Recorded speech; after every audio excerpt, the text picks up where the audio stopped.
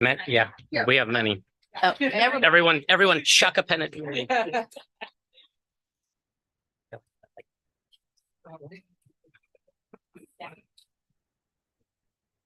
You ready? ready. Call to order of the Rainbow Municipal Water District Board of Directors meeting for December 5th, 2023. We'll have a pledge of allegiance, please. Ready? Begin.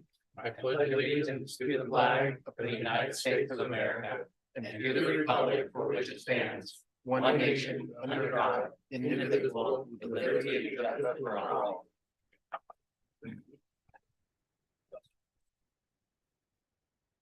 Repeat of roll call, please.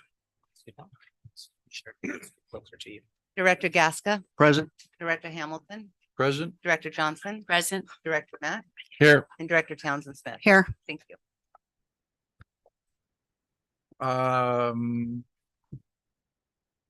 Report of potential action item from closed session. Thank you, Mr. President. The board met in closed session to discuss one item, conference with legal counsel, anticipated litigation pursuant to Government Code Section 54956.92. And there is one reportable item. The board approved a settlement agreement between Rainbow, the San Diego County Water Authority, and the San Diego Local Agency Formation Commission, LAFCO, regarding Rainbow's detachment from the San Diego County Water Authority and the litigation that was filed by the San Diego County Water Authority on August 21st, 2023 against LAFCO, Fallbrook Public Utilities District, the Eastern Municipal Water District, and Rainbow. Once finalized and signed by all parties, the settlement agreement will be a public record available upon request. And that concludes my report. Thank you very much. Additions and deletions or amendments to the agenda. There are no additions. Instructions to allow public comment on agenda items from those attending this meeting via teleconference or video conference.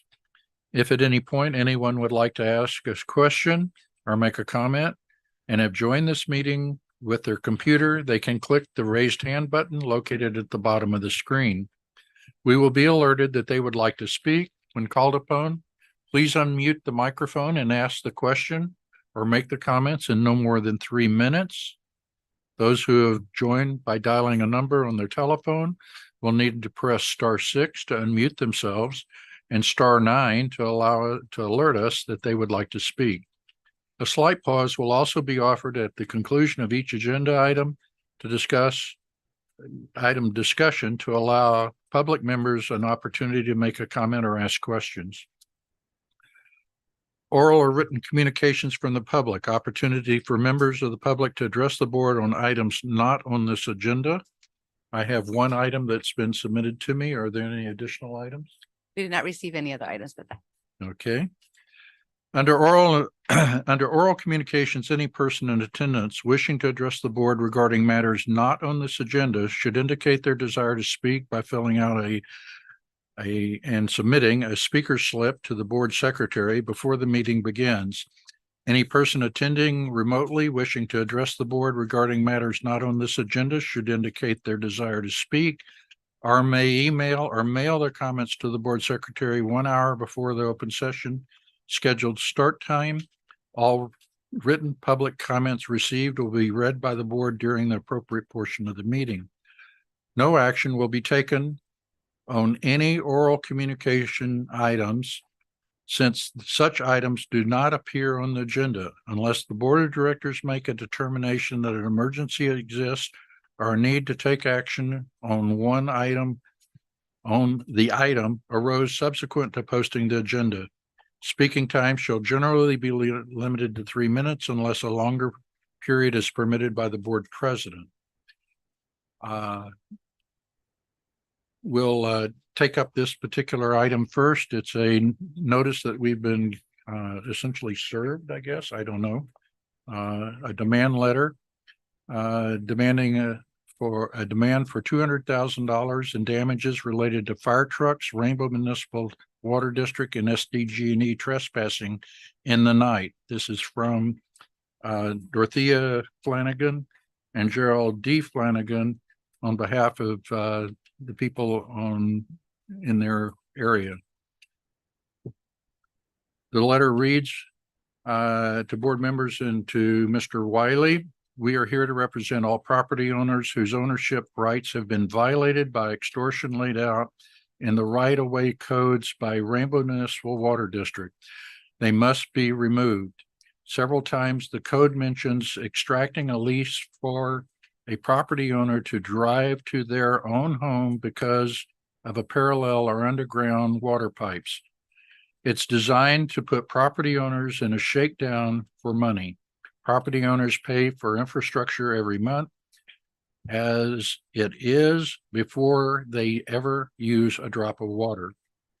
We are demanding $200,000 in damages to pay for the destruction of our 1/10 of a mile long driveway, passage made by trespassing against our will. My husband got out of bed and stopped subcontractors of SDG&E in the night from driving over our leach field, a very expensive installation to replace. These invasions are being orchestrated by Rainbow. They would have driven on and destroyed our leach field. Sincerely, Dorothea M. Flanagan and Gerald D. Flanagan. If you'd like to speak, you can have 3 minutes.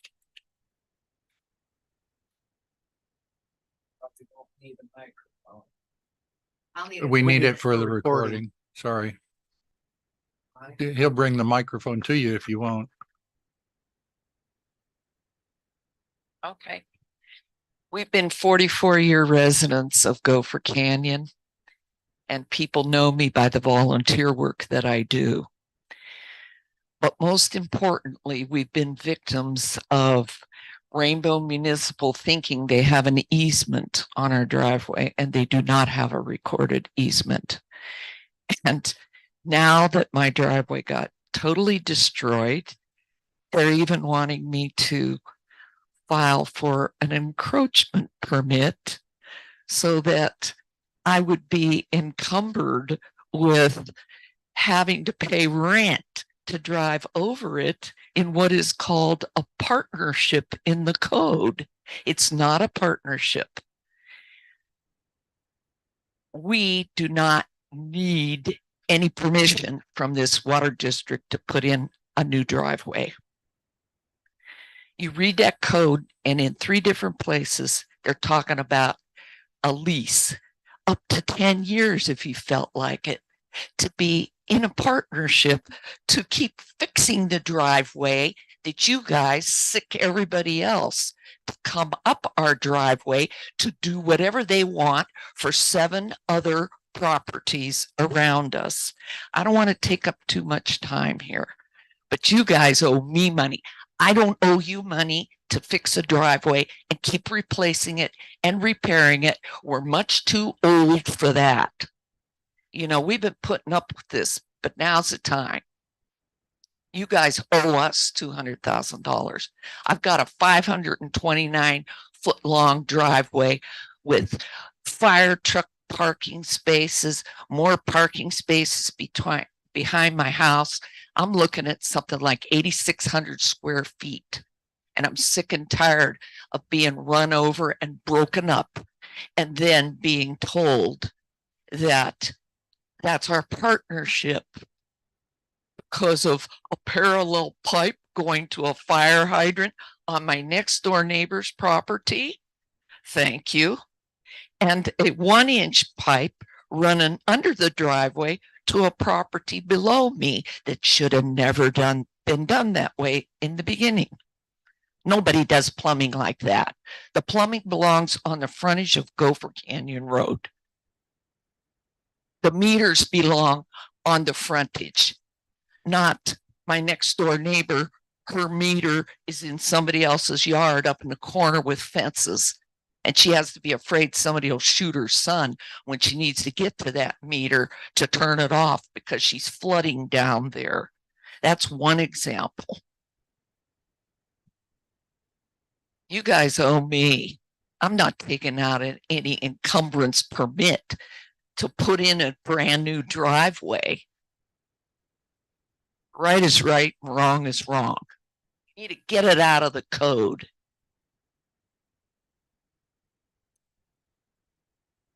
Thank you very much.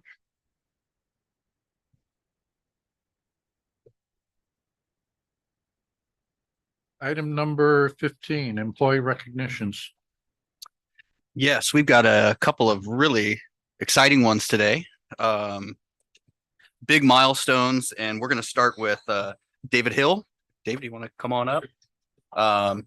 David is celebrating his 25th year anniversary here at the district, and I wanted to go over a little bit. Just, you know, I'm pretty new, so I'm still meeting everybody, but kind of went through David's resume, and really impressive. So he came 1998, started the district in 1998, and he was a landscaper, right? Came from a landscaping business. So started at the district as a janitor and a landscaper. I guess we had a dual position back then. Fantastic. But has worked in meters. He's been a construction inspector, valve maintenance crew, back on meters. And that's where David is today. He's with our meter crew. And so, I mean, obviously just commend you for a fantastic career, making it 25 years. I always think, and we're going to commemorate one a little longer here in a minute, but 25 years, I really think it's kind of a testament to your character, to be quite honest. I think when you've survived good times and bad times, and good bosses and bad bosses, and everything in between, right? I just think those kind of milestones are huge. What it says about you, really, what it says about you, and then beyond that, what it says or what it provides to the district, just invaluable, right? A guy who's been here 25 years, you know where the bodies are buried, right? You know where Where the stuff is. He was in landscaping. Of course he knows where the bodies the better are. saying than that. Yeah. But anyways, here I'll stop talking. We want to give David a nice plaque, 25-year plaque. So look at that. For our policy, a little bonus there, and a watch. Wow.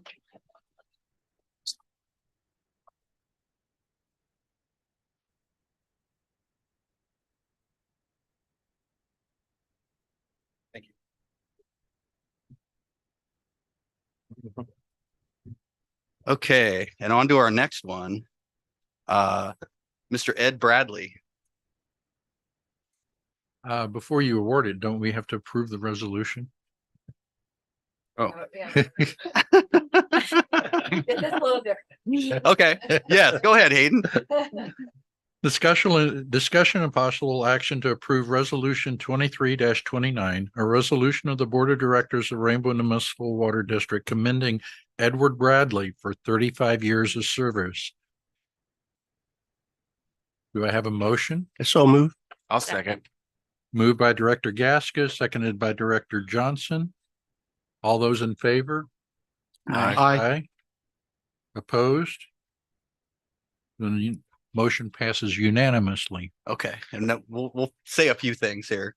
And again, I'm gonna have Ahmed speak a little bit on behalf of Ed, because I don't think I could really, to either of these gentlemen, do justice for really what they've, being here 3 months, I just can't do justice for what Ed's brought. But I'll say in my short time here, it's very evident to me the respect that Ed has from everyone at this district. And just talking to him, I mean, he's just a really great guy. And again, what a value to the district to have somebody that has been here half of its life, right? 35 years out of the 70. Yeah. Yeah. No, the district's life. We're celebrating our 35. There you go. I just thought that was amazing. 35 out of the 70 years the district has been around. You look great for 70. But every time I've run into this guy too, me and Julie ran into him out in the field. He's just out there, working, right? Doing great stuff. And where he's brought us, I can tell from kind of the dark ages of, everybody's turning valves and nothing automated to where we sit today, where, man, our operators are remote and everything's in through SCADA and just kind of those continuous improvements. A guy like Ed is just so valuable. So I'm gonna hand it over to Med and then you come up and get your guess. I've worked with Ed for over 5.5 years. Not only is he great and very knowledgeable at what he does, but he's always willing to pitch a hand with all of his colleagues. Everyone respects him.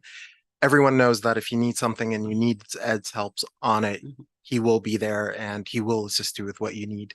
With an awesome attitude and great personality, he's one of my favorite people that I've ever worked in my whole life. Thank you, Ed. We all appreciate all the hard work that you do and your great attitude that you come in with every day. Come on.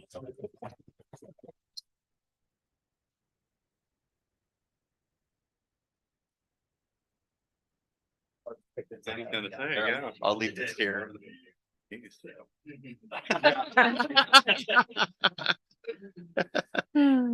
That is cool. That is Right. really cool. Look at that in hand.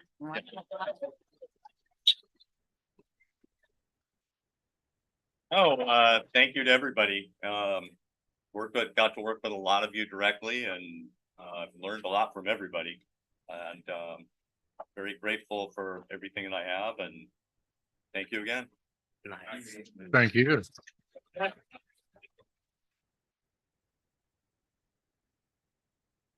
Item number 16. We're through with, there are no additional. Thank you. Room clear. Item number 16, approval of minutes from November. Thank you, Ed. Thanks, David. Thanks, David. Oh. You're never living that down with Mark. Awesome. Two awesome people.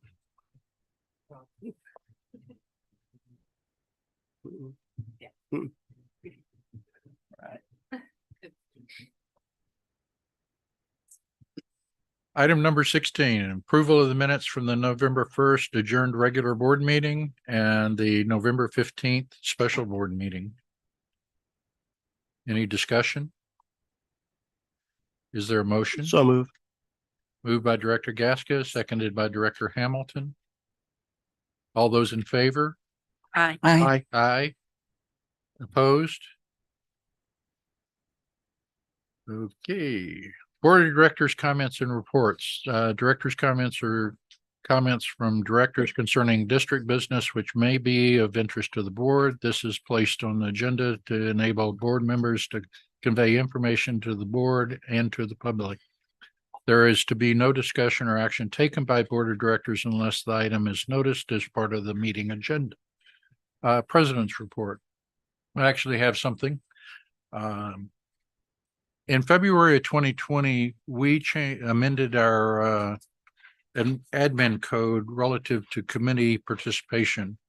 That amendment basically required that committee members must be residents of the district as opposed to ratepayers of the district. Part of the reason for making that change in 2020 was a concern by the board and other members of staff that the County Water Authority might choose to try to seed our committee members with non-resident ratepayers. I think that was appropriate at the time. I also believe that a ratepayer should have a voice in the organization, whether they're resident or not. And I would like to suggest that we look at updating the admin code to change committee membership participation from being a resident to being a ratepayer with other terms and conditions stipulated that would assure participation by non-residents. I think it's important that we that all ratepayers have a voice within the operation of the district. And this is one way to assure that we're not precluding ratepayers from that participation. So that's my report. and something that I would like to see on in the future relative to whether or not it's appropriate to amend the admin code appropriate Yeah. accordingly. Staff will take action on that, bring it back to the board. Thank you. Yep. Okay. Representative reports, San Diego County Water Authority.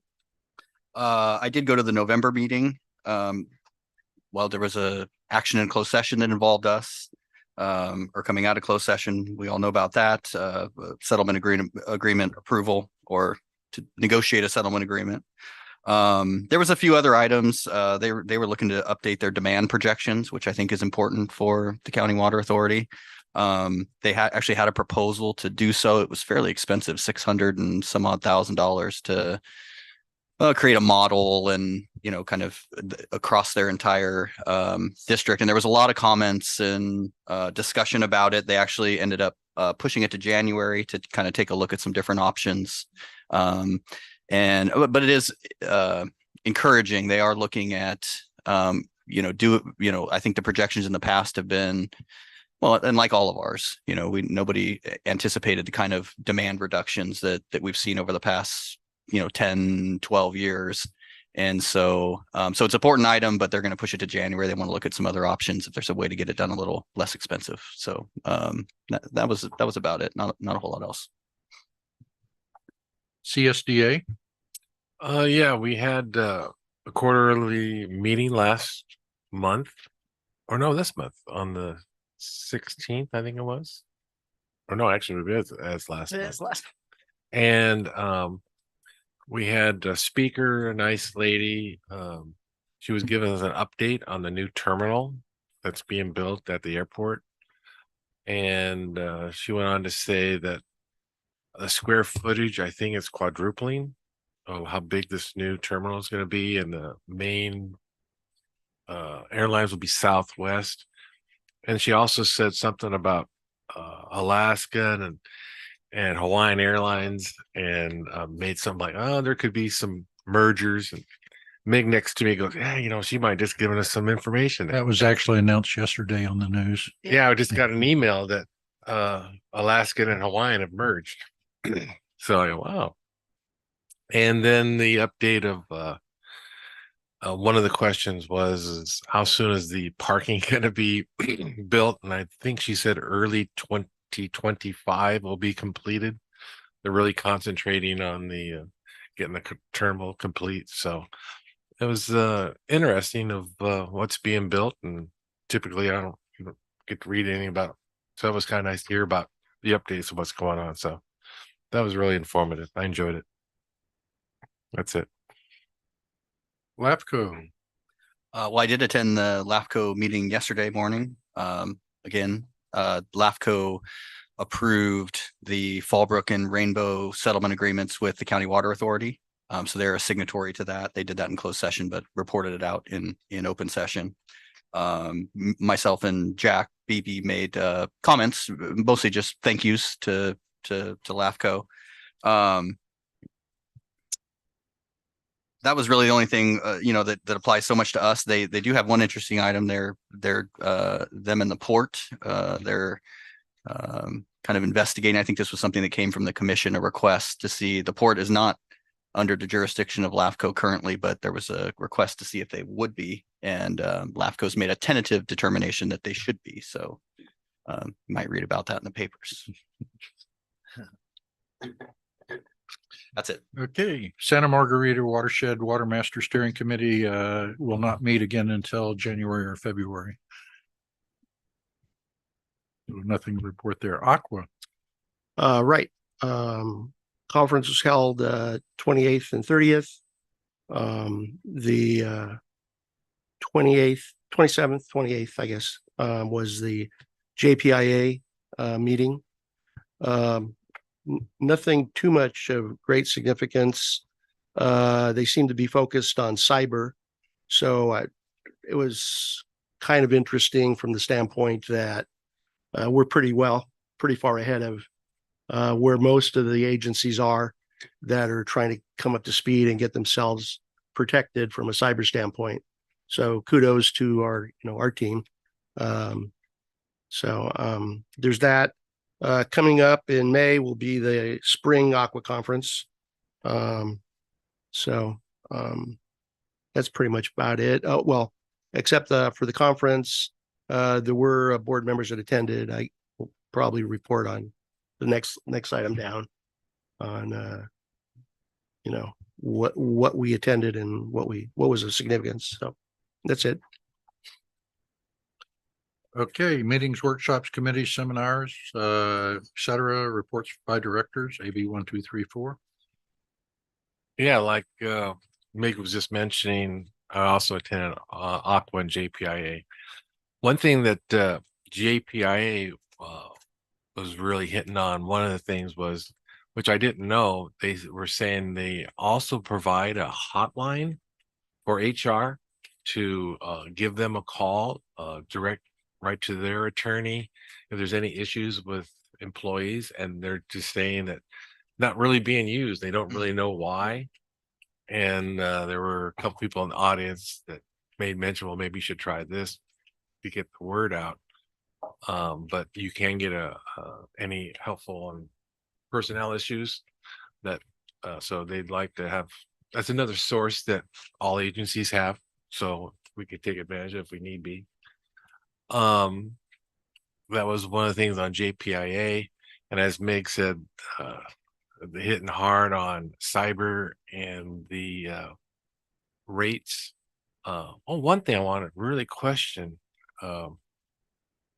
Jake, are we with them on benefits package? Because they were saying for like medical and everything, we are with them too. Yeah, Carlene give you all the details, but yes. Great. Yeah, because they gave an update on some of the new programs, and unfortunately, I think it was property damage. There was like a 10% or more increase, Yes. but a lot of workman's comp, I think they said it was flat because everybody's doing real well, not so much on injuries, but unfortunately on some of the stuff. And then there'll be a survey coming to our district. Maybe you've already got it. Another on cyber that they said it's kind of plain Jane, because they said some agencies are very fortunate to have someone very knowledgeable, and there's other agencies not so fortunate. So it's not a lot of detail, but they're just trying to get that information back so they can do with their rates. That was that. And then the Aqua part, I thought it was very good. They did make changes this year. Before there was like the breakfast, and then you'd have the speaker. I mean, they changed everything. I thought they did a really good job, and there were some really good as there usually are, really good informational classes that we were able to attend. So very enjoyable, very knowledgeable. So I thank everybody. So that's it. I guess most significant of the conference seminars that I attended was one that dealt with it was kind of a working session, but what they dove into was the impacts that were experienced by districts because of the heavy rains and the flooding that took place last year. Apparently, a lot of people experienced a lot of silting. It impacted access roads. It impacted facilities, and they're now been working on trying to figure out how best to handle those kind of issues, which they hadn't experienced before in the past. I think one thing that was kind of significant was that there were a lot of cases where we're a municipal water district. We don't really have authority or power in flood control. And, there really had a lot of districts really hadn't dealt that much with whether it was the county flood control or other organizations that have that authority in their, in their power bag, if you will. And that they were looking to try and either get with those agencies now to try and be better prepared, or actually looking at forming joint powers authorities where they could, a number of agencies that didn't have the power could try and exercise efforts, to help, protect themselves. And it was kind of an interesting seminar. I hadn't really seen it where the guys that were running it had these questions laid out and they were distributed to the table. So the tables interacted and came up with the experiences or the solutions, et cetera. So it was pretty informative program. Yeah, that's the main one. Julie? I also had the honor of attending the Aquawood Conference. And like my colleagues, there was excellent workshops, main speakers. But something that definitely interests me was Aqua has formed a foundation. And in that foundation, their intent is to raise money for first generation students in our state to be able to have scholarships to attend Cal State universities throughout the state to explore the careers in water. So I had the honor of being at a meeting with the foundation board and other members and share the interest that we have here in San Diego County to also provide such service. So it was really exciting. They gave 8 scholarships over, there was a lot of money. 4 received $5,000 each and 4 received $2,500. So there's a significant amount of foundation supporters to help our industry throughout this state as well as in this nation. Great. I guess I was the last member of the board at this point in time who got to attend that meeting. This particular Aqua was quite different than preceding ones. It had a new format in terms of its organizational structure, but the most important thing that I got out of this was the ability to network with other water districts and water district managers. That's a key role that we have as board members, to understand what's happening in other areas and build up relationships that allow us to tap into resources that are beyond our boundaries when we have questions or issues that we're trying to deal with. One of the sessions that I particularly enjoyed was, since I'm on the marketing and communications committee in customer service, was dealing with the media. And it was taught by or directed by a news reporter. I won't say retired, because I think she's still actively engaged in media reporting. But she basically talked about how to get your message out and using the KISS principle to do that. And also how to deal with ambush interviews, which the news reporters today are quite interested in doing. They're looking for a piece of soundbite. And the other thing is regardless of whether or not they are representative of a major media outlet, that fundamentally today, almost anybody with a phone is a media reporter and can ambush you, and how to deal with those. Very insightful. Other thing that I picked up, which I have the information that I'll pass on to the marketing communications customer services group, is there's an educational group that works at K through 12 for media communications and training in water. And I picked up some of their literature. I was not aware of them before. Maybe Carlene's nodding her head, maybe she knows about them, but the key there is not only do they develop programs, but they have a lot of handout material that we could potentially use. They were quite interested in our STEM program that we've put in here, in talking with the lady that was manning the booth. So those were the highlights of what I think was a very successful conference, and very well worth the time and effort that the district put into Cindus. Any other directors' comments? So we're at D. Hmm? Item D. Item D. yes. Okay. Yeah, at this point, I'd like to inform the board that I'm tendering my resignation for Director of Division or Division 3 effective December 31st of this year. There's a lot of reasons. The big ones, I turned 72 and have some commitments to my wife on things that I got to do. I'd like to make a few comments. I would say when I came on the board that this district was well on its way to being one of the best districts in the county. Okay.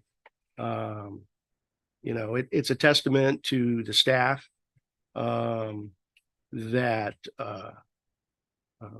you know, there's been a lot of success in the personnel that we've acquired, and the change from the way the district used to be to the way the district tries to interface with the community.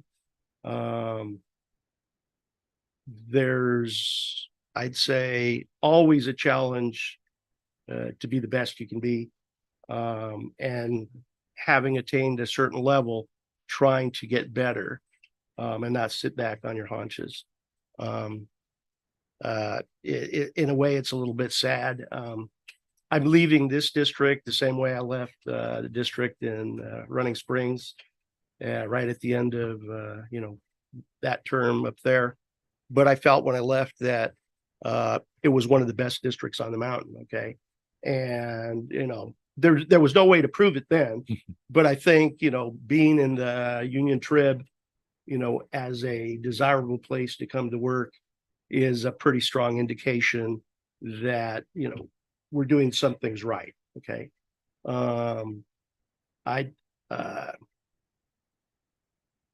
won't say I'm going to miss you guys because I'm not really leaving. I am moving residence, but we're still going to keep the place here in Fallbrook.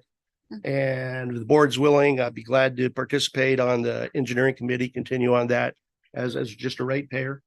You know, but it's up to you guys. There's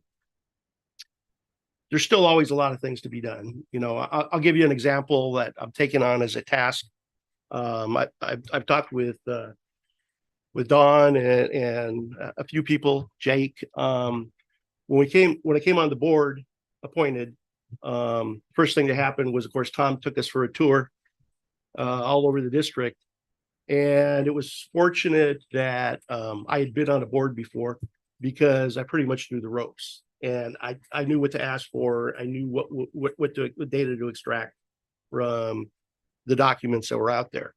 But there really was no guide for a director. And so I'm taking it upon myself to build a document with the help of staff that'll have your map of your division. And then I've gone through this document, which is our appraisal report of the property and infrastructure that's owned by the district. And I've been marking it up for all the appropriate maps and pictures. And hopefully I'll build that template so that when the new board member comes in, they'll take that and it'll give them an advantage of, you know, being able to understand their division and everything that they're responsible for. And then hopefully, you know, staff will break one out for everybody else. So you have that reference.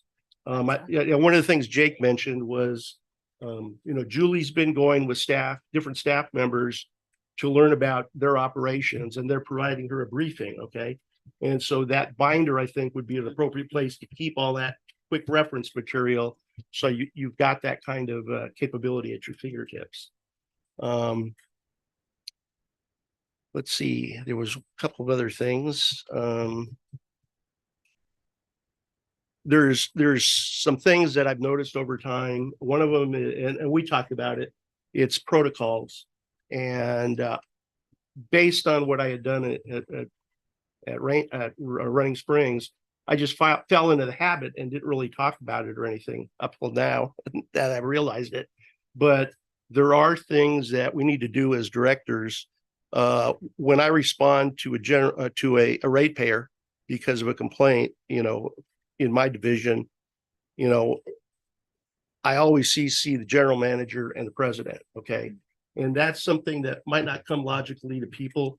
But it's important for the communication end on our side for, key people to be aware of, what you're saying, because really the only authority for the board or the district to speak is the president and the general manager, and we need to be aware of those protocols. And there's a number of other things when we go to talk to staff to get something set up for a tour or whatever. It really ought to be through the general manager, that's just the proper protocol. And so I'm going to do everything I can to do those kind of this kind of thing to help the board. And I'll continue to offer suggestions, participating through the engineering and operations committee, so that add value where I can. Last item, I had eye surgery a couple months back, and so I got an appointment this afternoon. I'll probably have to bail out between 2:30 and 2:45. So we're not done. Right now, I'll say see you later. You will Sounds be good, dearly missed. Yeah, Mig, I just say, my short time here, really appreciate, the wisdom. You have been a previous board member, now board member of this district for a long time. So you really bring a lot to the board. And so even in, like I said, just a few months here, very evident the kind of value you've brought to the board. And I'm happy to hear that you're willing to continue to serve. And and the onboarding, it's an area of improvement. So I appreciate that. Yeah. We all could have used that instead of drinking from the fire hydrant. Okay, any other director comments? Legal counsel comments. Oh, thank you, Mr. President. I did a written report and update on recent amendments to the Surplus Lands Act. Their amendments, the legislature said, are intended to provide clarity and streamline requirements for public agencies to comply with the Surplus Lands Act, which requires a bunch of procedures and notifications before agencies can dispose of surplus land, including notice to affordable housing agencies, and certain other groups. The law was passed back in 1968, due to concerns with land availability and various affordability issues. So the two new bills that were recently passed, one is Senate Bill 747 and the other Assembly Bill 480. They've been signed by Governor Newsom and they take effect on January 1. They were supported by a number of local agency industry groups, these amendments. So they basically came about because there were prior amendments back in 2019, and those amendments significantly expanded the state's enforcement and regulatory authority under the Surplus Lands Act, had a number of additional administrative and procedural requirements. These new laws, they dial back some of those requirements. For example, one of the key issues was back in the 2019 amendments, there was confusing language about leases by a public agency. And if they applied to leases that were over 5 years, and there was confusion because the amendments themselves did not have that 5-year language in there, but the state delegated implementing authority to the California Department of Housing and Community Development, and they adopted regulations saying that agencies, if you're leasing over 5 years surplus property, you have to anything over 5 years, you have to go through this whole process. These amendments make it clear that those regulations don't apply. It has to be at least 15 years or over before an agency has to deal with these notice and procedural requirements. And then there are other exemptions of the size and purpose of the property. There were certain agreements that were entered into prior to the amendments, but due to litigation and other factors, some of those transactions weren't completed, and these new amendments kicked in. suggesting more onerous requirements applied and rendering those prior transactions valid. So for the agencies that were affected by this, the new law restores those rights and agency contracts until 2027. They streamlined the exemption process to a 30-day notice requirement. And one of the other key provisions is it prohibits the state from issuing financial penalties on local agencies if there's what's called a non-substantive compliance issue. So if there was some sort of procedural error or defect or a timeline issue, as long as it doesn't affect the availability of construction of affordable housing, then the state cannot issue penalties on a local agency. So overall, considered helpful amendments to clarify and streamline, provide more flexibility. Aqua and CSDA were in support. So that concludes my report unless there are any questions. Alfred, I had a question. When you first started speaking, you mentioned Senate Bill 747. Yes. What was the other? Oh, Senate Bill 747, and the other is Assembly Bill 480. 480. Thank you, Alfred. Thank you. Committee reports, Budget and Finance Committee.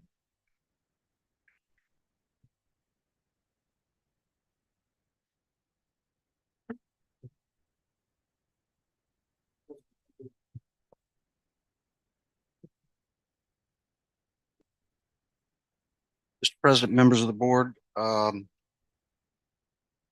going to interject here that before I do the Budget Finance Committee, I just want to say that I was sad to hear that Director Gasca is going to be leaving the board. And I was very happy to hear that he wanted to continue to serve on the Engineering Operations Committee. I've learned a lot from Mig, and he has helped me in a number of ways over the years. And so I'm very grateful for his service, and I really do hope that the board takes the appropriate action to keep Mig on that committee. That would be great. The second thing is would like to echo President Hamilton's suggestion that the administrative code be changed to allow ratepayers rather than just property owners. In my experience, 5-6 years of being on committees, many of which were as chairman of committees, I can assure you that several years ago when that action was taken, we actually lost a very capable and dedicated committee member on the Finance Committee. He had actually served as vice chair of the Finance Committee, but he did not live in the district. And I don't know that we suffered, but it certainly just seemed odd to me that he had to leave when he had done nothing inappropriate. So I just thumbs up to that. I agree. And we can always use more help on the committees, and any obstacle that is reasonably removed from the field of play would be helpful. So there. Budget Finance Committee met on Tuesday, November the 14th.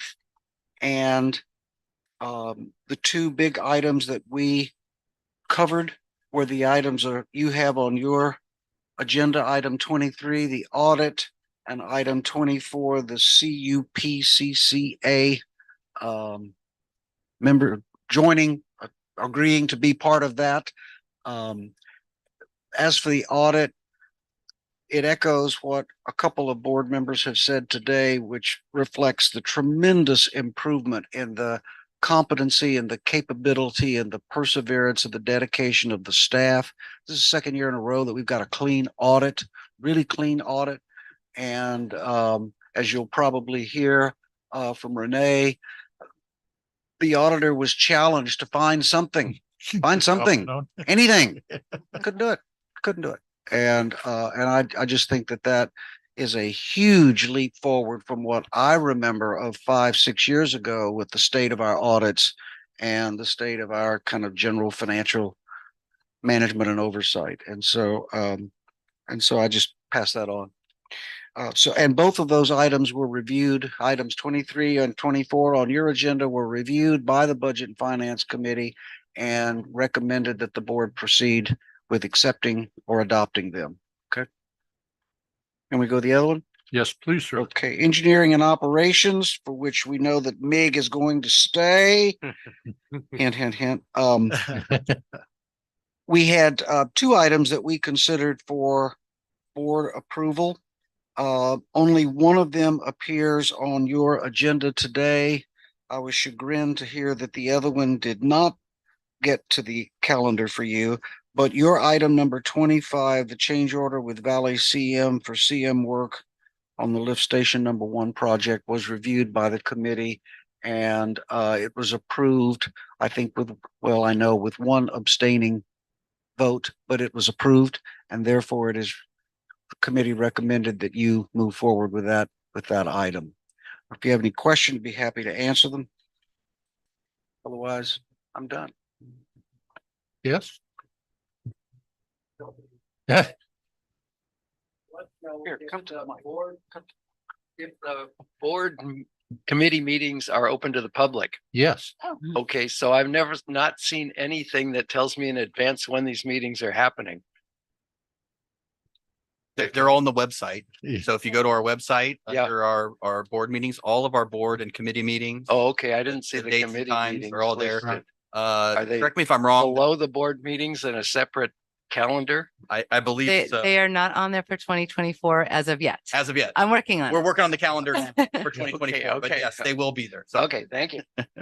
And they meet at the same time of the month each month. Mhm. So once you know the key, That's easy for you to say. first Tuesday of the month for communications. So I'm done. yes, thanks, Flint. Appreciate it. Plant. I have the Customer Service and Communications Committee Certainly. recap. Josh Cruz, our customer service supervisor, gave an update on the quarterly customer service metrics. There was an increase in calls in August after the rate increase that took effect July 1st, and that was his first billing cycle with a full month with the rate increase. So, but despite the increase in calls, the average hold time and average total talk time for the calls has remained pretty steady. So the team is handling the increased volume pretty well. I also gave an update on our customer service survey, which we'd updated with about 55 responses, including those that we'd originally received at the Avocado Festival in April, as well as responses from the promotion that we've done through our newsletter and our website. And I reviewed kind of the top 10 areas of concern with the committee. We also gave an update on the outreach events that we're doing. There was an event at North County Fire. They had an open house on October 14th, which several district staff members, including Robert and some operations team members and our safety officer, all participated in that event. We highlighted our contributions to public safety and the heli hydrant that we have in partnership with those agencies. We also gave an update on the Bonsall High School STEM field trip that took place on November 2nd, which was the same day as the committee meeting. The chairman of the committee was able to come and observe the very end of that field trip, which was nice. And we didn't know this information at the time of the committee meeting, so I haven't announced it to the committee yet, but we've since received approval for a $3,000 grant to fund supplies to host these STEM committee or these STEM class field trips to the district in the future. So we're excited to roll that out in the spring when we have funding to take it up to a level as well. I also gave an update on the Flume program. We've been working closely with them to monitor the utilization of the Flume devices. The board approved several years ago up to 1,000 devices. 727 units have been sold, but only a fraction of that have been fully installed and are being utilized. So we're working with them on finding out what some of those barriers are to full utilization for our customers and addressing those. So they're going to be doing some more outreach instructional videos and giving us some resources to help our ratepayers do that.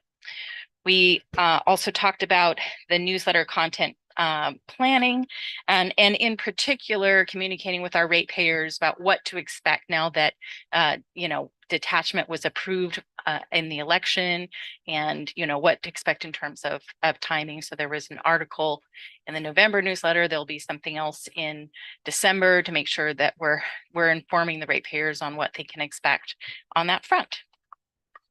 Thank you, Caroline. The grant was through the Metropolitan Water District too, the $3,000 grant. Cool.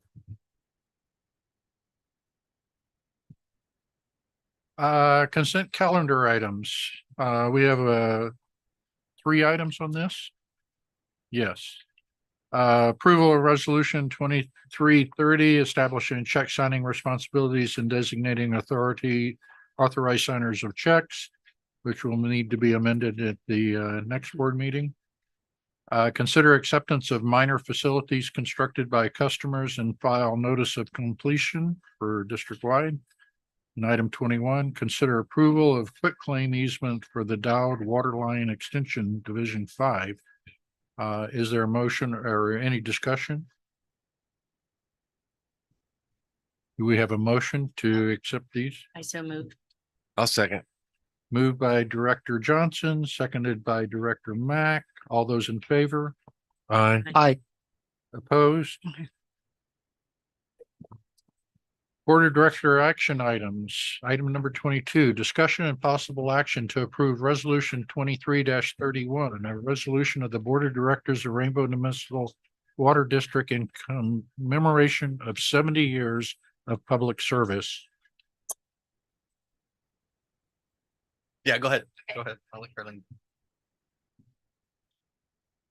We didn't really correlate this one ahead of time. So Rainbow has been around for 70 years. As of December 28th, 1953 is when we were officially formed. So this resolution recognizes the important milestone of having been here in service of our customers for the past 70 years. And Ed Great. Bradley came shortly after that.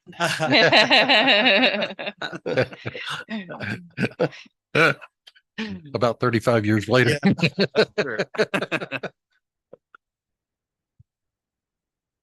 So option 1 would approve the resolution and option 2 would not approve the resolution to. Any discussion, questions? Is there a motion? So moved. Moved option 1. Yep. Okay. Option 1. Seconded by Director Johnson, Correct. moved by Director Gasket. All those in favor? Aye. Aye. All those opposed? Unanimous. Item number 23, presentation and acceptance of the annual audit report fiscal year ending June 30th, 2023. Renee, you have the floor. Hello. I think as most of you know, I am acting finance manager while we recruit for Tracy's position. So I asked for grace because this is my first presentation at a meeting. We did finish the audit and put together the ACFR. As Clint did say, we do have another clean audit this year. It is the second year that we haven't had findings on the management letter, which is great. Tracy did say this in the Budget and Finance Committee. It doesn't mean that there's not room for improvement, but it does mean that the auditors didn't find anything materially misstated or any major issues. Ryan is attending virtually to give us an overview of the audit, and so I will pass it on to him. Okay, thank you very much, Renee. Well, hello, good afternoon, everybody. It's a pleasure to be with you all virtually today. I do have a very brief presentation put together to kind of go over the highlights of the audit. So let me share my screen real quick.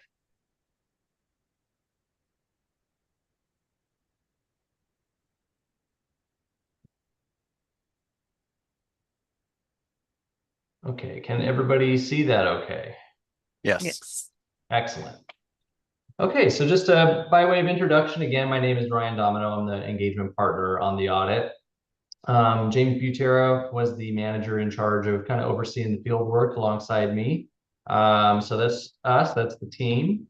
And so the scope of the engagement is we have been engaged. I think this is the fourth year now or something along those lines by the district to perform the financial statement audit for the year ended June 30th, 2023. So we did conduct our audit in accordance with generally accepted auditing standards, which is pretty much just the standard auditing standard that every organization, no matter what industry they're in, if they need an audit, their auditors have to follow these standards. So think of them kind of as the bare minimum auditing standards. And then we also, because the district is a governmental agency, we have to conduct our audit in accordance with government auditing standards, which is actually a much higher level of audit that is required. It involves a lot more testing than would be required for, say, a private sector entity. So our audit is pretty much divided into two phases.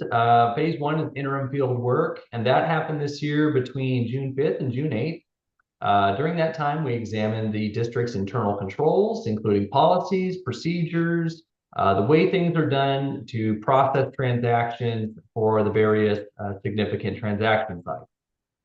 We also provide feedback to management at this time if there's any areas of improvement that need to be had. We perform our risk assessment. So this is where we take that information that we've gathered and determine which areas of the audit are the riskiest. Where do we need to spend the majority of our time? And then we plan our year-end procedures to respond to those identified risks. So the culmination of all that work happened on September 5th to September 8th of this year, where we did what is traditionally thought of as the audit. This is when we dove into the details of the various account balances and transactions, and we tested all those material transactions to make sure that everything is classified correctly, balances exist, etc. The other two procedures here are what's required by government auditing standards. So we are also required to test compliance with laws, regulations, any grant agreement, contracts, those types of items, as well as any other procedures necessary to obtain sufficient appropriate audit evidence. So all that happened the week right after Labor Day. So as you've heard already a couple of times today, the results of the audit were very good. They're very positive. We issued an unmodified auditor's opinion on the financial statements. This is, again, the highest and best opinion the profession allows us to render. And what it means is the financial statements are accurate and reliable as of June 30, 2023. Alongside that auditor's opinion report, we issue what's known as the report on internal control and compliance, sometimes referred to as the management letter. You might have heard that terminology. So this letter is required by government auditing standards, and it would disclose to you any sort of significant deficiencies in internal control, if there were any material weaknesses in internal control, or any sort of non-compliance with laws, regulations, etc. And I'm very pleased to report that it was a clean letter. We did not have any such items to report this year. Along with those two official reports, we also provide a third companion letter known as the Auditor Communication Letter. And it's pretty much just a written summary of the presentation I'm giving you right now. It goes over these other items such as going concern doubts, which would be, do we as the auditors believe that the district will become insolvent or otherwise hit severe financial difficulty within the next year? We do not. Everything was good on that front. We identified no fraud, waste, or abuse during the year ended June 30, 2023, and none was brought to our attention. We had no disagreements with management about the application of accounting principles, which I'll talk a little bit more about that one in a second. We had no difficulties conducting our audits, and any estimates used by management in preparing the financial statements were reasonable. The most significant estimates, in case you're wondering, are the pension and other post-employment benefits liabilities. So from the prior year, there was one significant change that I just want to bring to your attention. There was a change in accounting principles that every government across the United States and Canada had to implement this year, called GASB, or Government Accounting Standards Board Statement 96. And this statement basically changed the way that you're supposed to account for any sort of information technology subscription. So if you have any softwares or those types of things that you subscribe to, you now have to record a subscription asset for the right to use that asset, and a offsetting subscription liability for the future payments that you're going to have to make on it.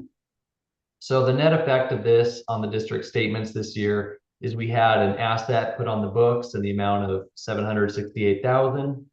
We had an offsetting liability in the amount of $669,000, and the beginning fund equity for the district had to be restated by about $104,000. So this is not unique to the district. More or less every government is doing this standard this year. Some other quick, really brief financial highlights. I always like to go over these because they're the hot topics that everyone likes to hear about. For more information, definitely check out the management's discussion and analysis in the first part of the annual comprehensive financial report. But the district's overall net position increased almost $10 million to an ending balance of $111 million. The unrestricted net position, so this is the reserves, if you will, that are not restricted and can be used for any sort of spending. They represented a total of 15.2% of operating expenses and about 6% of total net position. Capital assets increased a little bit, about 11%. Long-term liabilities, so these are the various debts that the district owes, decreased just a little bit, 1.6 million. And then the two big ones that everybody loves to hear about are pensions and the OPEB liability. The pension liability did increase fairly significantly over the prior year, and that's due to CalPERS rate of return changing very, very much from the prior year. So the liability did increase and is currently 77% funded. The OPEB liability did decrease a little bit, about $48,000 decrease, and is not currently funded. So that is my presentation. I'm happy to take any questions if you have that at this time. I have one question. Going back to the previous page on the funding of the pension, that's 74 or 75%. 77. Just Uh, under. Typically, where should we be at that? You know, so because the district is part of the CalPERS cost sharing pool, that 77% is same for pretty much every government that is part of CalPERS at this point.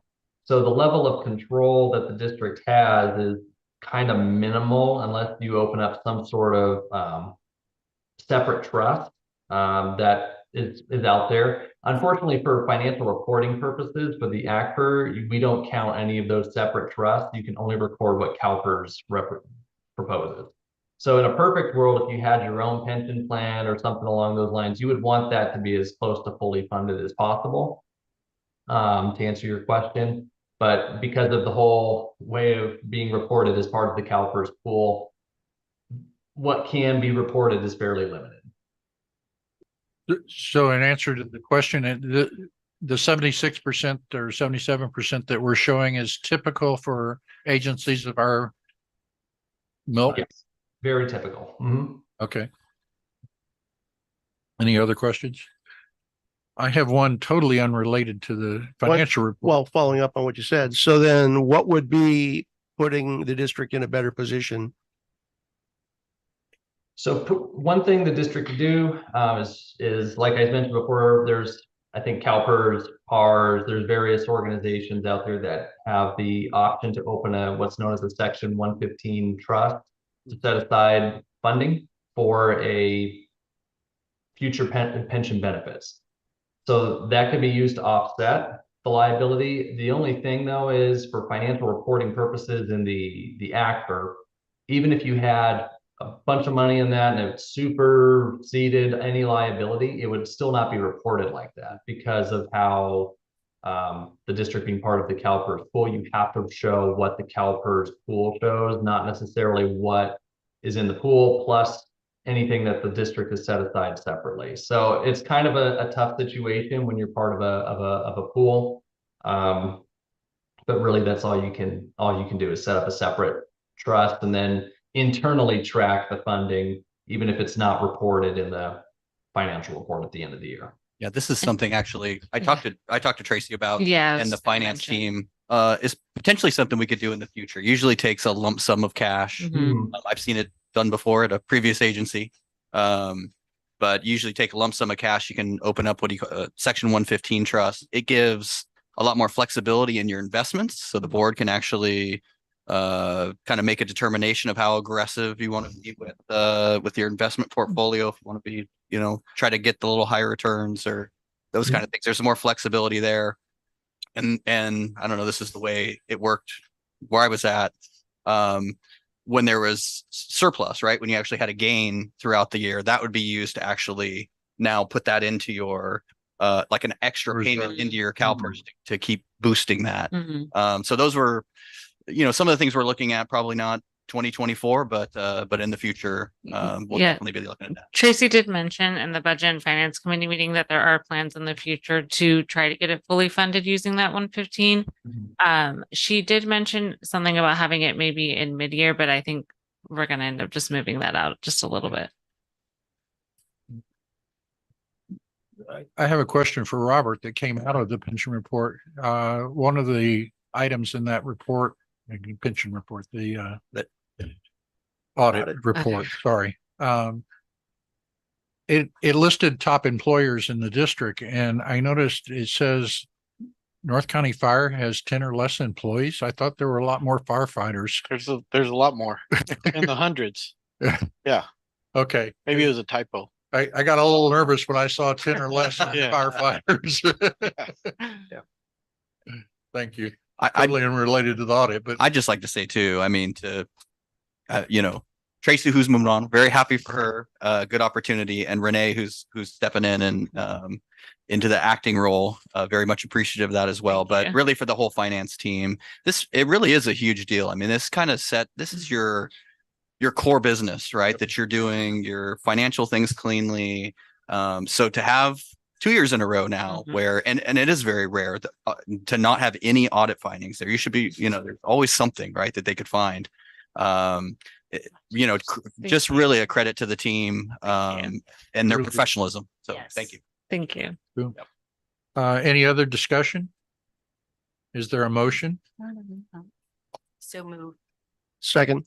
Moved by Director Johnson, second by Director Gasca. All those in favor? Aye. Opposed? Unanimous? Option one. Option one, yes, sorry, to accept.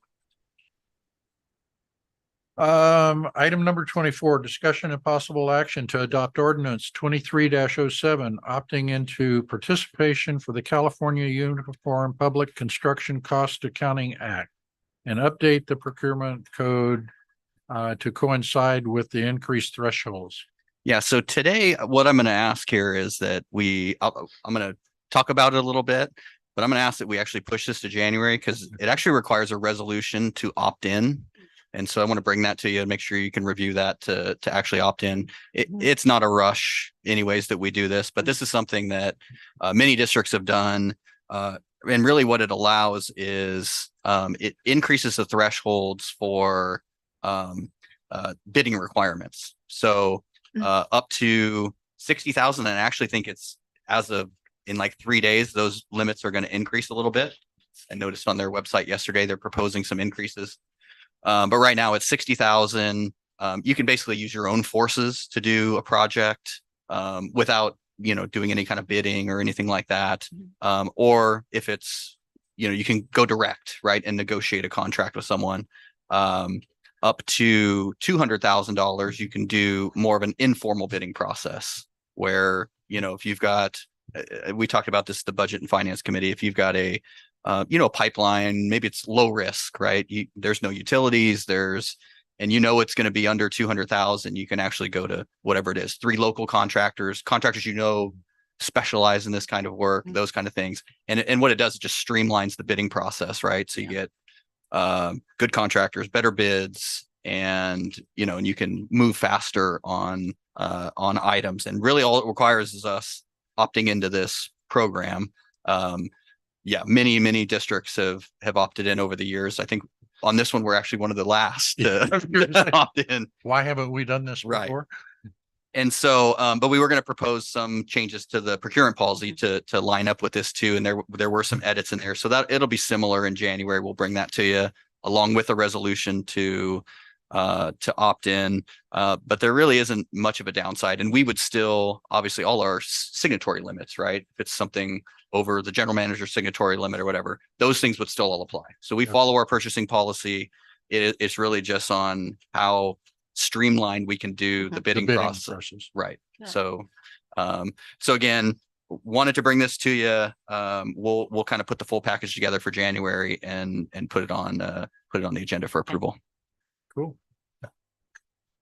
Item number 25, consider approval of change order number 2 with Valley CM for construction management and inspection services for Lift Station 1 project in the amount of $216,413, divisions 1 and 2. Thank you. So this is the sewer project that's been going on now for quite a while, but we are making some great headway out there. As the board is aware and the staff report said, we are looking to execute change order number 2 with Valley Construction Management. Valley is providing both the construction manager and the special inspector on site. The soils tech and a few other disciplines also are under their contract. So this isn't just for Valley. This is for all the other disciplines working for them. But the project, due to ongoing supply chain disruptions, the project overall has been delayed. So our contractor's delayed, which is why the construction manager's out there working longer. Their original proposal had 369 days in it, which was based on the contractor schedule. We're now at 538 working days with an anticipated completion date of March 4th, 2024. In all this, and it was brought up during the Engineering and Operations Committee, how much of this was attributed to rain. There's only been 16 rain days on the project. So this isn't weather. This is us waiting on materials to arrive, some of which we are told when we ordered them had a year lead time, and we're still waiting on some of those. So it's for everyone that says the supply chain, it's fixed, it's over. I'm here to tell you, and Robert will attest to this, we are consistently told over and over again, it's delayed and it's going to cost you more money. But with that, staff is recommending option number 1, and I'm happy to answer any questions the board may have. Do we have reliable lead time or reliable delivery times on the items that's still outstanding?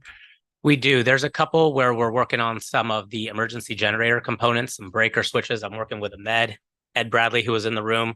We are literally scouring the earth, vendors we've never worked with, sources that we've never used, to try and find these. But I think we have a really good handle on it. And barring anything unforeseen at this time, we're going to finish. The good news to all this project is all a result of the Citro subdivision coming in. We had an obligation to be online when they met a certain number of homes being built. They are grossly behind their schedule and have since informed us that if you drive through the neighborhood right now, you'll see some paved roads, but they're not building homes on those paths, and they are not going to do so for at least 1 more year. Wow. So we have time, and it's on our side, which is helpful for us. At least we're not falling out of compliance. We are not falling. And Robert and myself had, what do we have? Plans A, B, C, and D at least, just in case they did finish before us. Wow. Any questions or discussion? Is there a motion?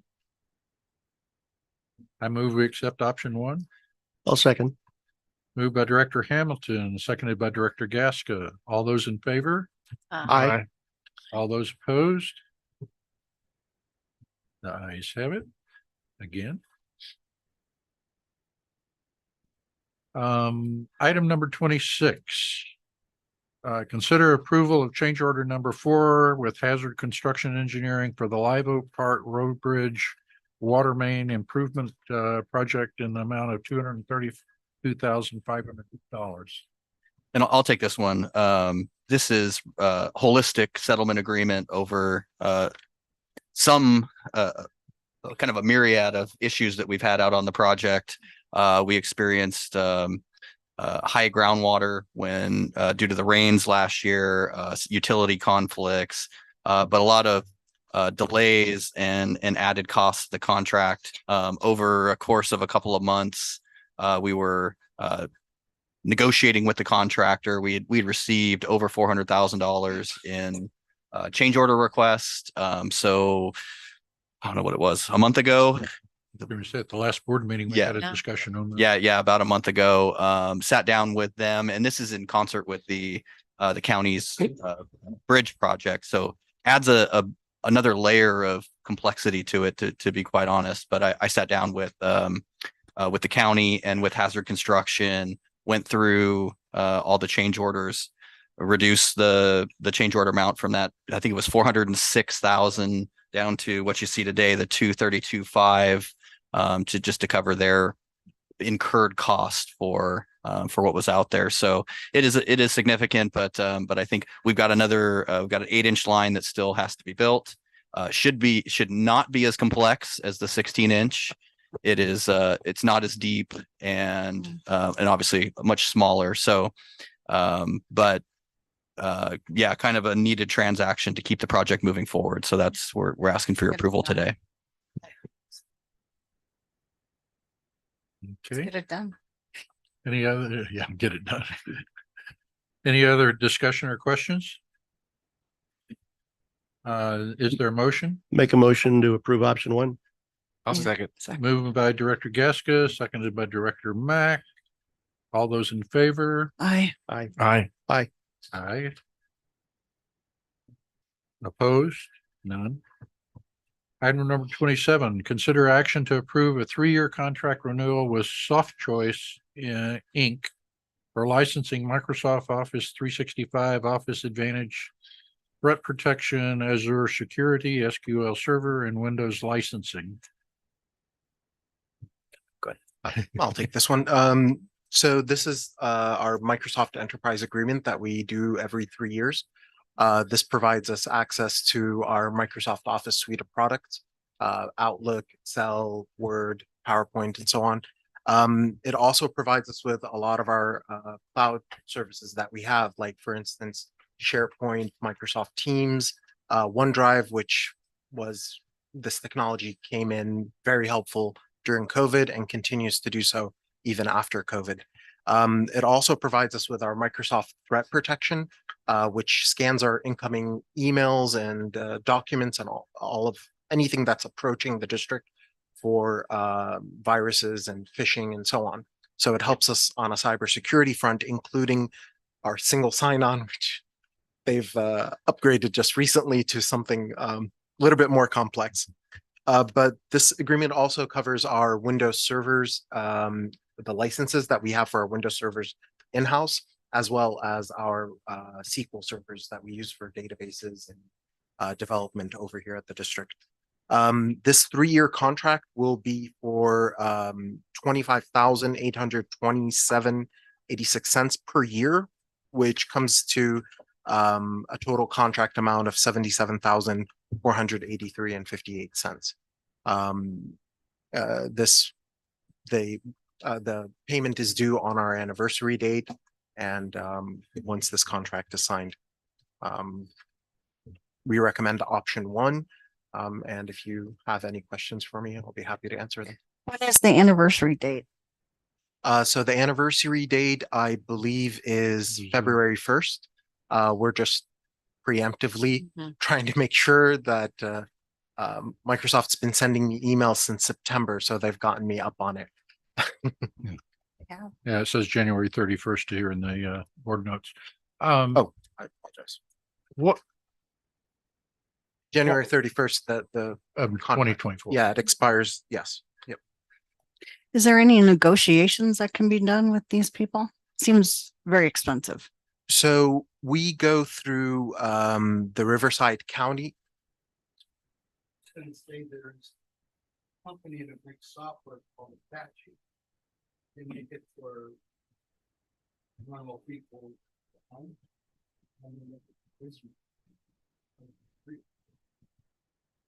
The business, I'm not certain. They have a free software system that gets you on the line to do whatever you want to do. That's. Yep. Never it's Apache. Yep. Thank you. I'm not in. So this licensing is through Riverside County took up negotiations for all of California with Microsoft. And basically, they've negotiated the price on behalf of for all of the agencies here in California.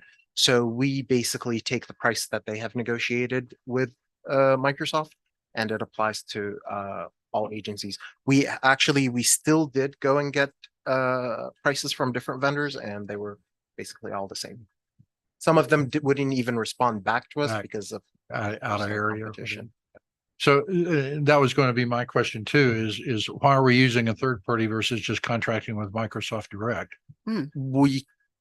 We can't contract as a governmental agency with Microsoft Direct.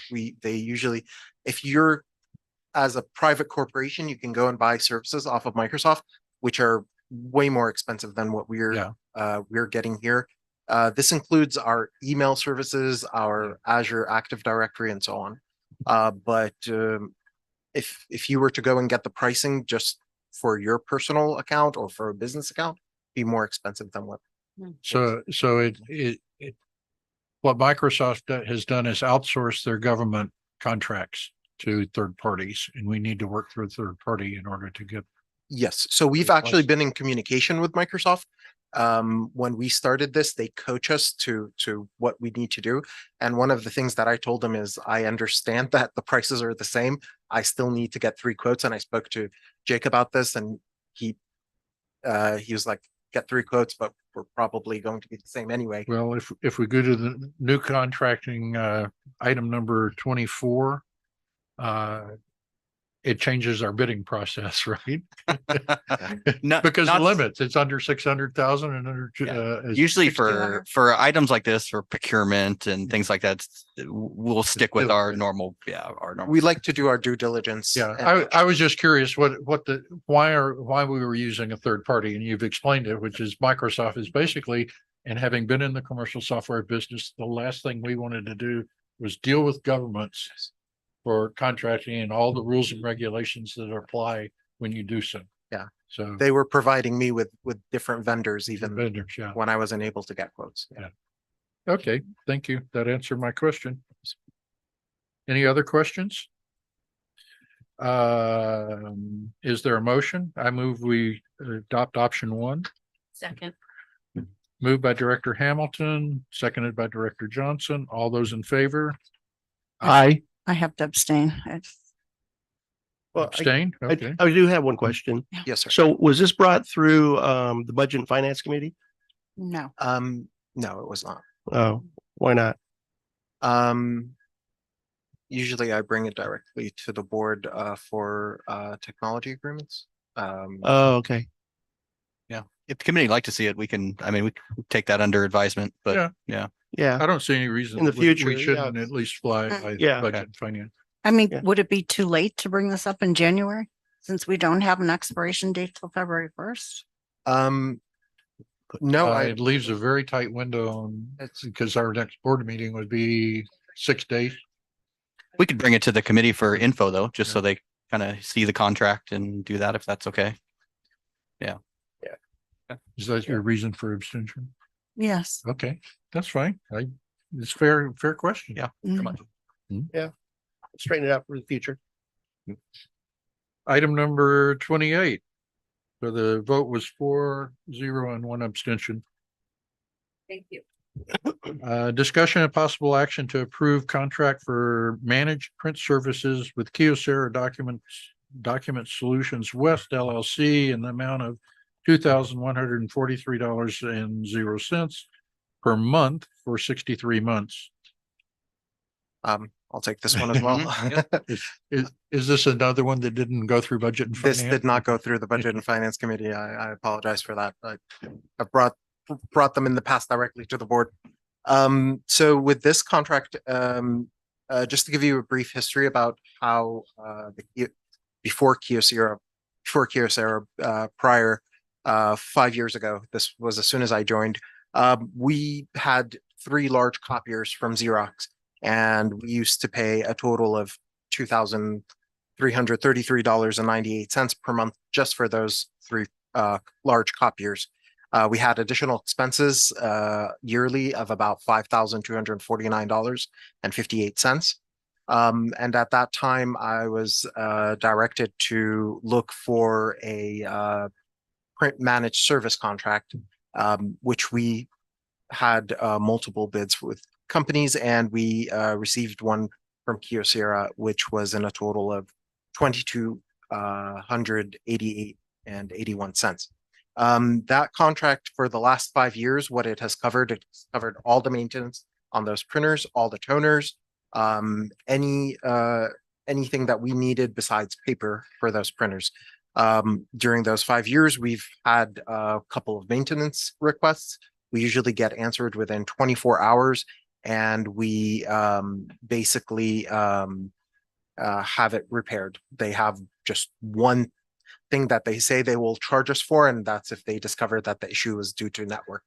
So we make sure that we cover ourselves by making sure it's not a network issue before we call them.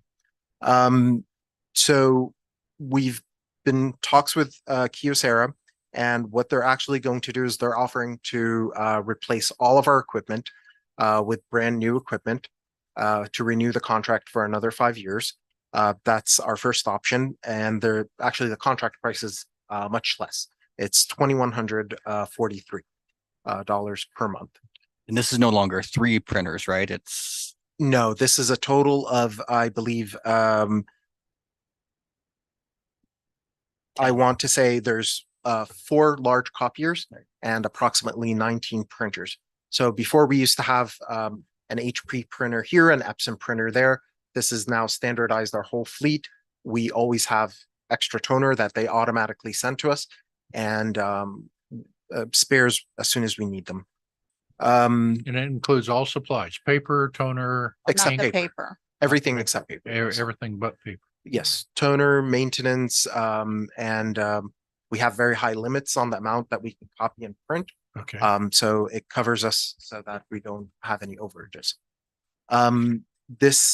The second option that is available is that we don't renew this lease contract, and we continue to pay Kyocera the current lease amount, which is $3,275.88. And we keep using, and we continue using our current printers. We don't renew any of our equipment. We stick with what we have. The third option is to buy out this lease, which would come to $33,543.55. But that would, again, we would all lease of that. option 2. Incur all of option 2, plus we would have to do the maintenance. If any parts were broken inside, we would have to call Kyocera or a third party copier fixer to do the repairs. So it would put the burden of the maintenance on the district instead of on Kyocera. We do have a caveat in our contract that we've added the last time, and we continue to add now, that there's a guarantee that we will have a 95% uptime, which they have kept true to in the last 5 years. And if they do go below that, then there's language in there that there's a percentage of the lease that we would not pay. So to receive the most benefits and cost savings for the district, we recommend going with option 1, which is to renew the contract for the 63 months at $2,143, which brings our total for the whole 5 years to $135,009. Yeah, that's, I very rarely ever see something come down in price and increase the amount of equipment. that you're gonna get. Exactly. Totally agree. Did you do this negotiation? We did the negotiation. One part that was responsible for that is that in the beginning of the 5 years, we overestimated the amount of printing that we were going to do, just so that we wouldn't incur overage. Now that we have 5 years worth of data, we were able to reduce those limits. It'll still cover all of our printing and over for those 5 years, but that helped bring the price down. As well as we try to negotiate as best as we can to get better price. Yeah. Good job. Okay. Mm-hmm. Is there any further discussion? Questions? Is there a motion? Option 1 motion. I'll second. Option one, moved by Director Johnson, second by Townsend Smith. All those in favor? Aye. Opposed? Thank you very much. Thank you, sir. Yep. Have a safe one. Yep. Later. So the question is, do we want to take a very brief break or do we want to slog on through the next 5 items? Well, can we just say goodbye to Meg? 5-minute Yep. break.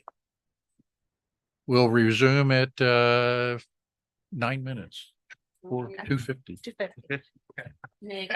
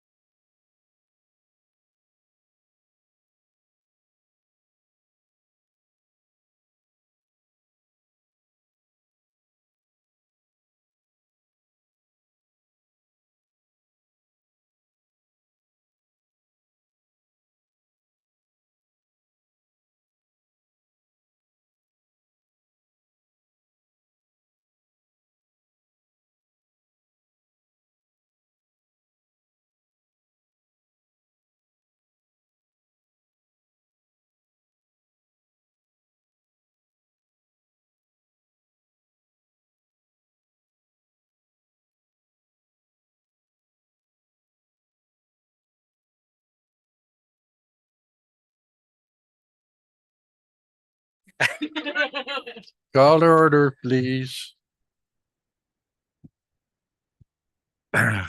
Item number 28, consider establishing the 2024 regular board meeting schedule. Any discussion? 29, right? Item not 29, yes. Did I say 28? Sorry. I'll just say the only change, if you didn't notice, was we adjusted one of them for the Aqua Conference. Conference, yeah, December. Yeah. December, yeah. And here's my hope. Our board meeting schedule is a little more consistent next year. Sorry about all the changes this year. Oh, We go well, with the flow. I think it's the first time in 7 years we didn't make a quorum, but anyway, option one was to adopt the calendar as proposed by Director Johnson, seconded by Director Hamilton. All those in favor? Aye. Aye. Opposed? That's 4-0 with Director Gasca missing. Item number 30. Consider adopting resolution 2328 designating Valley Center Municipal Water District as proxy vote for the San Diego County Water Authority in the absence of the Rainbow Municipal Water District representative.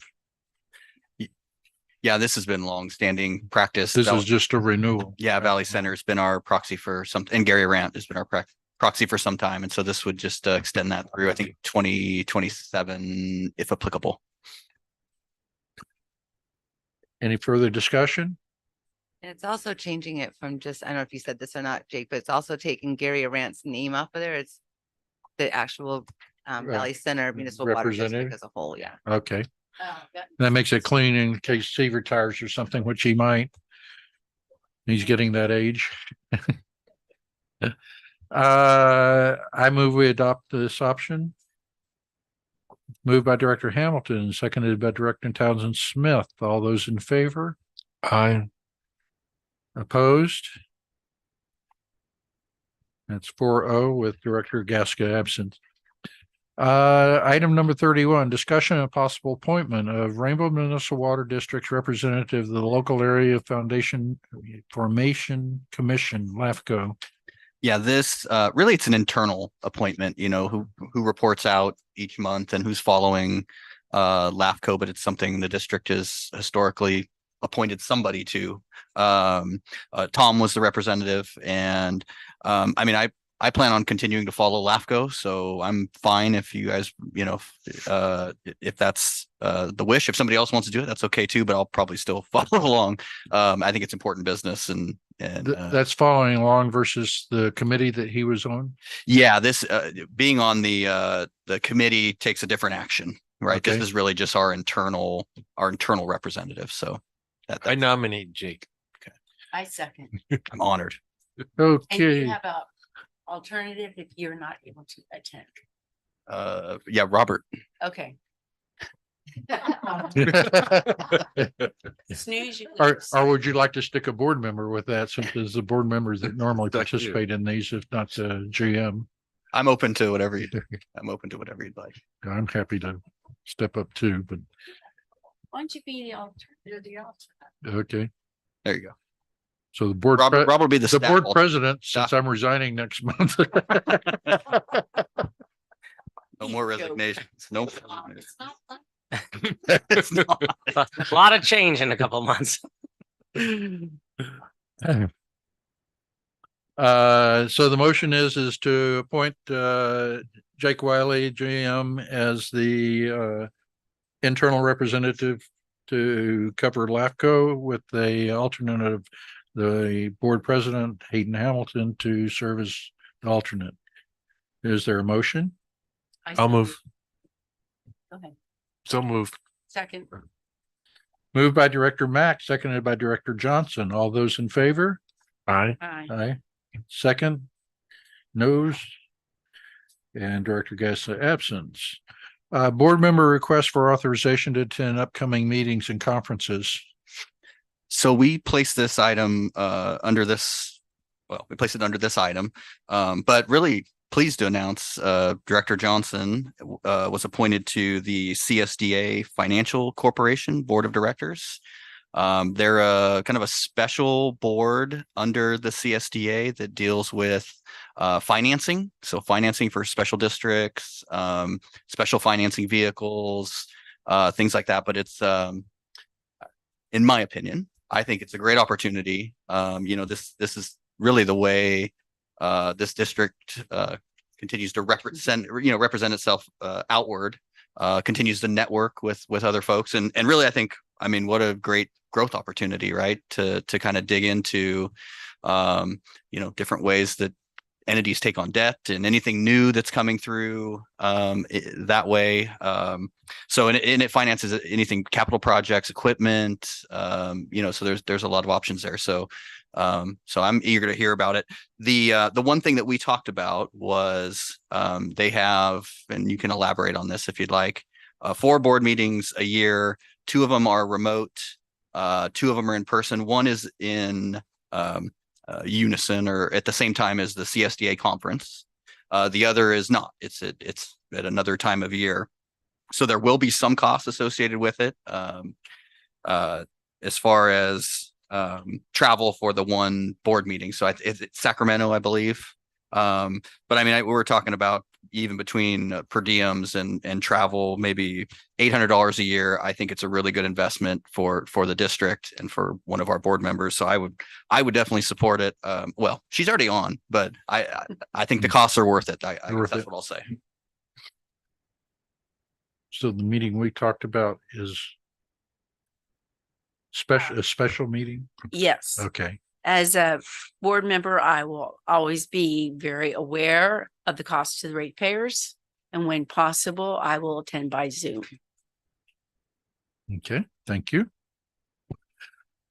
Board information items. Is there I guess there's an action that we need to confirm Julia's? I don't think so. It was just kind of a support item. It was more information. Just a than- support okay. item. Yeah. Is everybody okay with it? Okay. No, thank you. Yeah, commiserations. Oh. You guys can all see that, right? I see.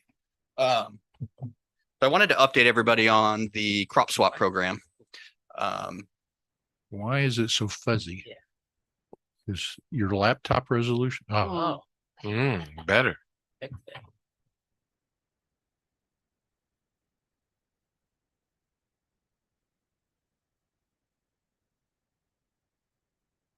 Fuzzy. Weird. Okay. Yeah, and we'll talk through it. So crop swap, just a little history. It was actually a Rancho water program initially initiated in 2016.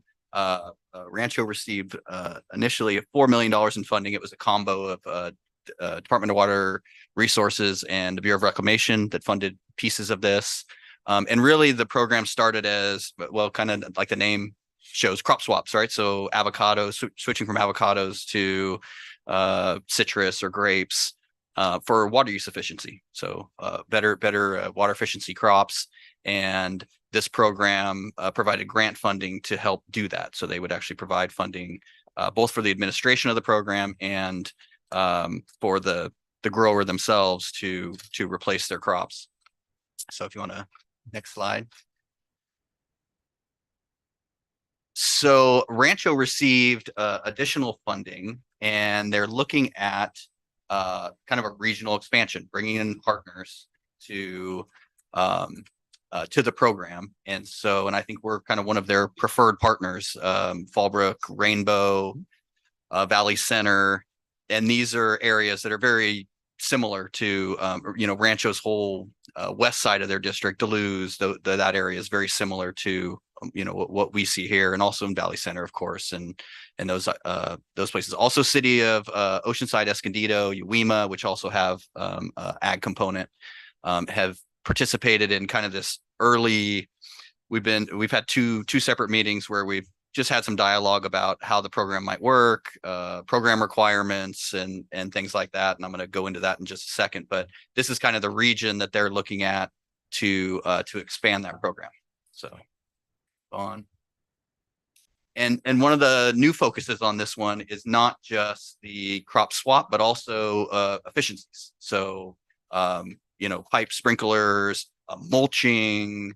They've really expanded kind of what is available via the program to not only, facilitate the swap, but also efficiency programs just to make, growers more water efficient. So there's a whole list here. And we'll get you some more information too, as those things are kind of really developed. And we've also talked through some of the potential reimbursement amounts, kind of dollars per acre replaced and those kind of things, but that's still being developed, and it'll be part of the scope that goes into the funding agreement, which I think they're working on now. They're planning on finalizing that in the next month or so, I believe. So again, I think they got 5 million, 750,000 of that is the administration piece, or the not the administration piece, the match. So there's 4.25 million in grant, 750,000 is match. The way they're going to do the match though is actually through the grower's contribution. So, if you're going to fund a project, the grower is going to pay out X, he gets so much reimbursed, and then the rest actually funds that match program. So actually the districts don't have to come out of pocket, at least for the match. There is a buy-in component though. So we will talk about that. But really this is kind of the start of the program, and depending on how much interest there is, and Rainbow's actually already formed an interest list. So we've got, I don't know, a dozen or so growers that have already basically signed up and said, hey, I'm interested. And I think there's a lot more out there. I know there's some people that are already doing this, right? They're replacing old avocados and things like that. So so depending on the interest, they would like to go further. US Bureau is another, this initial grant funding is through DWR, but Bureau of Reclamation, additional funding from Department of Water Resources, County of Riverside, that might be a difficult one if we're going to crop swap on San Diego County lands, but there are additional funding sources and interest in the program. So they're looking at expanding it even further. And so where we're at right now, we're actually getting close to kind of putting some things in firm. I have another meeting with them on Thursday where we're going to sit down and try to firm up some of those numbers. And we plan on bringing an MOU. So MOU between the agencies that kind of defines, this is what we're after. This is the buy-in for the program, the intent, all those kind of different things. What we've talked about so far is there's really two items that need to happen to kind of get the program up and running. One is more just on the technology side, developing kind of a website for the program, interactive type, so you could actually do the forms and do all the things through this website. The other being they want to hire kind of a, would you call that, a short-term role to administer the program for everyone. So bringing on a person to administer the program across. So everybody's consistent. Single point of contact. Single point of contact. So everybody's consistent with what we're doing. So what we talked about, just to get the program up and running, if there was about 8 of us, which that's kind of the list right now. I'm not sure everybody's committed, but we were talking about maybe 25,000 would be the buy-in to get everything kind of up and running. And then from there, any kind of addition, the way they would work the matches and all that kind of stuff would basically just be by who utilizes the program, right? If we spend all $4.25 million, then the match is all coming from, from us. So there's still some details to work out to, what exactly are all those costs. But that was the kind of the one that I thought we were pretty firm on, was the kind of this initial buy-in. Hey, I'm in for the program, and that gets everybody kind of up and running. And the way I kind of looked at this, we like to sell water, right? So water efficiency, and sometimes it's kind of counterintuitive, right? It's kind of counterintuitive, but I really think when you're talking about swapping crops, and one of the ideas too is, you swap avocados for avocados, right? So you're going to get 6, 7 years of good water savings. And so that would be a viable option. I think it's kind of a long-term play for us, where if you're establishing a new grove, I think a person is going to be less likely to cut their grove down and abandon it if, you know, they've got a good crop coming in, right? And that's really, I talked to the folks up at Delray and some others, and they were actually saying that was kind of the key, right? These groves that are 25, 30 years old, and I don't know, you know, much about it, to be quite honest, but high water use and falling production. And so if they can kind of rejuvenate these groves, they said actually even with kind of our water costs as they stand, in this area, you can still make money on growing avocados. Your neighbor is a good example. My neighbor's a great example. And so I think that's what it is. You know, if you save 100 acres, 200 acres of groves and you get it, you know, I think long term it's, you know, it's positive for our water sales. So that was kind of the idea on, I think we would be interested in joining this program, but and I know you've already heard about it. You heard it from my good friend Jason Martin. But that's about it for today. I've got more, you know, have more for you in the months coming, but I'll take any comments, questions. I can speak for groves that if you cut down your grove and not lop them, but cut down the aging trees, it's tough to replace them right away with young trees because of the root system. So I think there's a little deeper understanding of that some would be able to explain more. I don't want a family to cut down their grove and put in a new one and think it's going to be a whole different ballgame. No, they won't. But also there's just a lot of different, it depends on the type of avocados that they get. There are some that are better regarding the salty water here, but there's experts there. But also some of the growers are going to floral and some are going to wine, the grapes. Right. So just a thought. Which, I mean, kind of same thing. You're going to see reduced water use from avocados, but you're going to have a sustained water use in whatever they put in. Yeah. So. Well, I believe we had a board meeting where we agreed to support the administrative costs. Okay. Of a certain percent when the presenter was here. I think it was 8% or something. Yeah. I don't remember the particulars, but the answer is, we definitely would like to. Participate. Okay. Oh, yeah. It seemed like a pretty low dollar buy-in, Yeah. and well, I mean, it's not nothing, but I think for the benefit we could get, it's probably worth it. So I'll finalize. Barren land. That's right. Yeah. I'll get all the numbers, kind of the details of the program, and we'll keep pushing on it. Good. Receive and file from financial. I have one thing I have to report on this. Okay. I was waiting for the general manager's comment there. Actually, I think I had a couple things. You had a couple. I did. He can't find Here it is. There it is. I got it. One of them I have to report. We had a kind of an emergency condition. I had sent an email to President Hamilton, and you may have got an email from Robert too when this occurred. But we had a leak on Fallsbrae and some pretty significant pavement damage, and it needed to be fixed basically ASAP. The cost I had thrown out there, it looked like it was going to be about 225,000 in total paving costs. Looks like it's going to come in a little lower than that, but 205. I think we helped him out with some traffic control and did some other things, but basically just want to report that out to the entire board as an emergency action we had to take to do some repairs. Yeah, so quickly, the main break happened at the top of the hill of Fallsbrae and Hill Rise.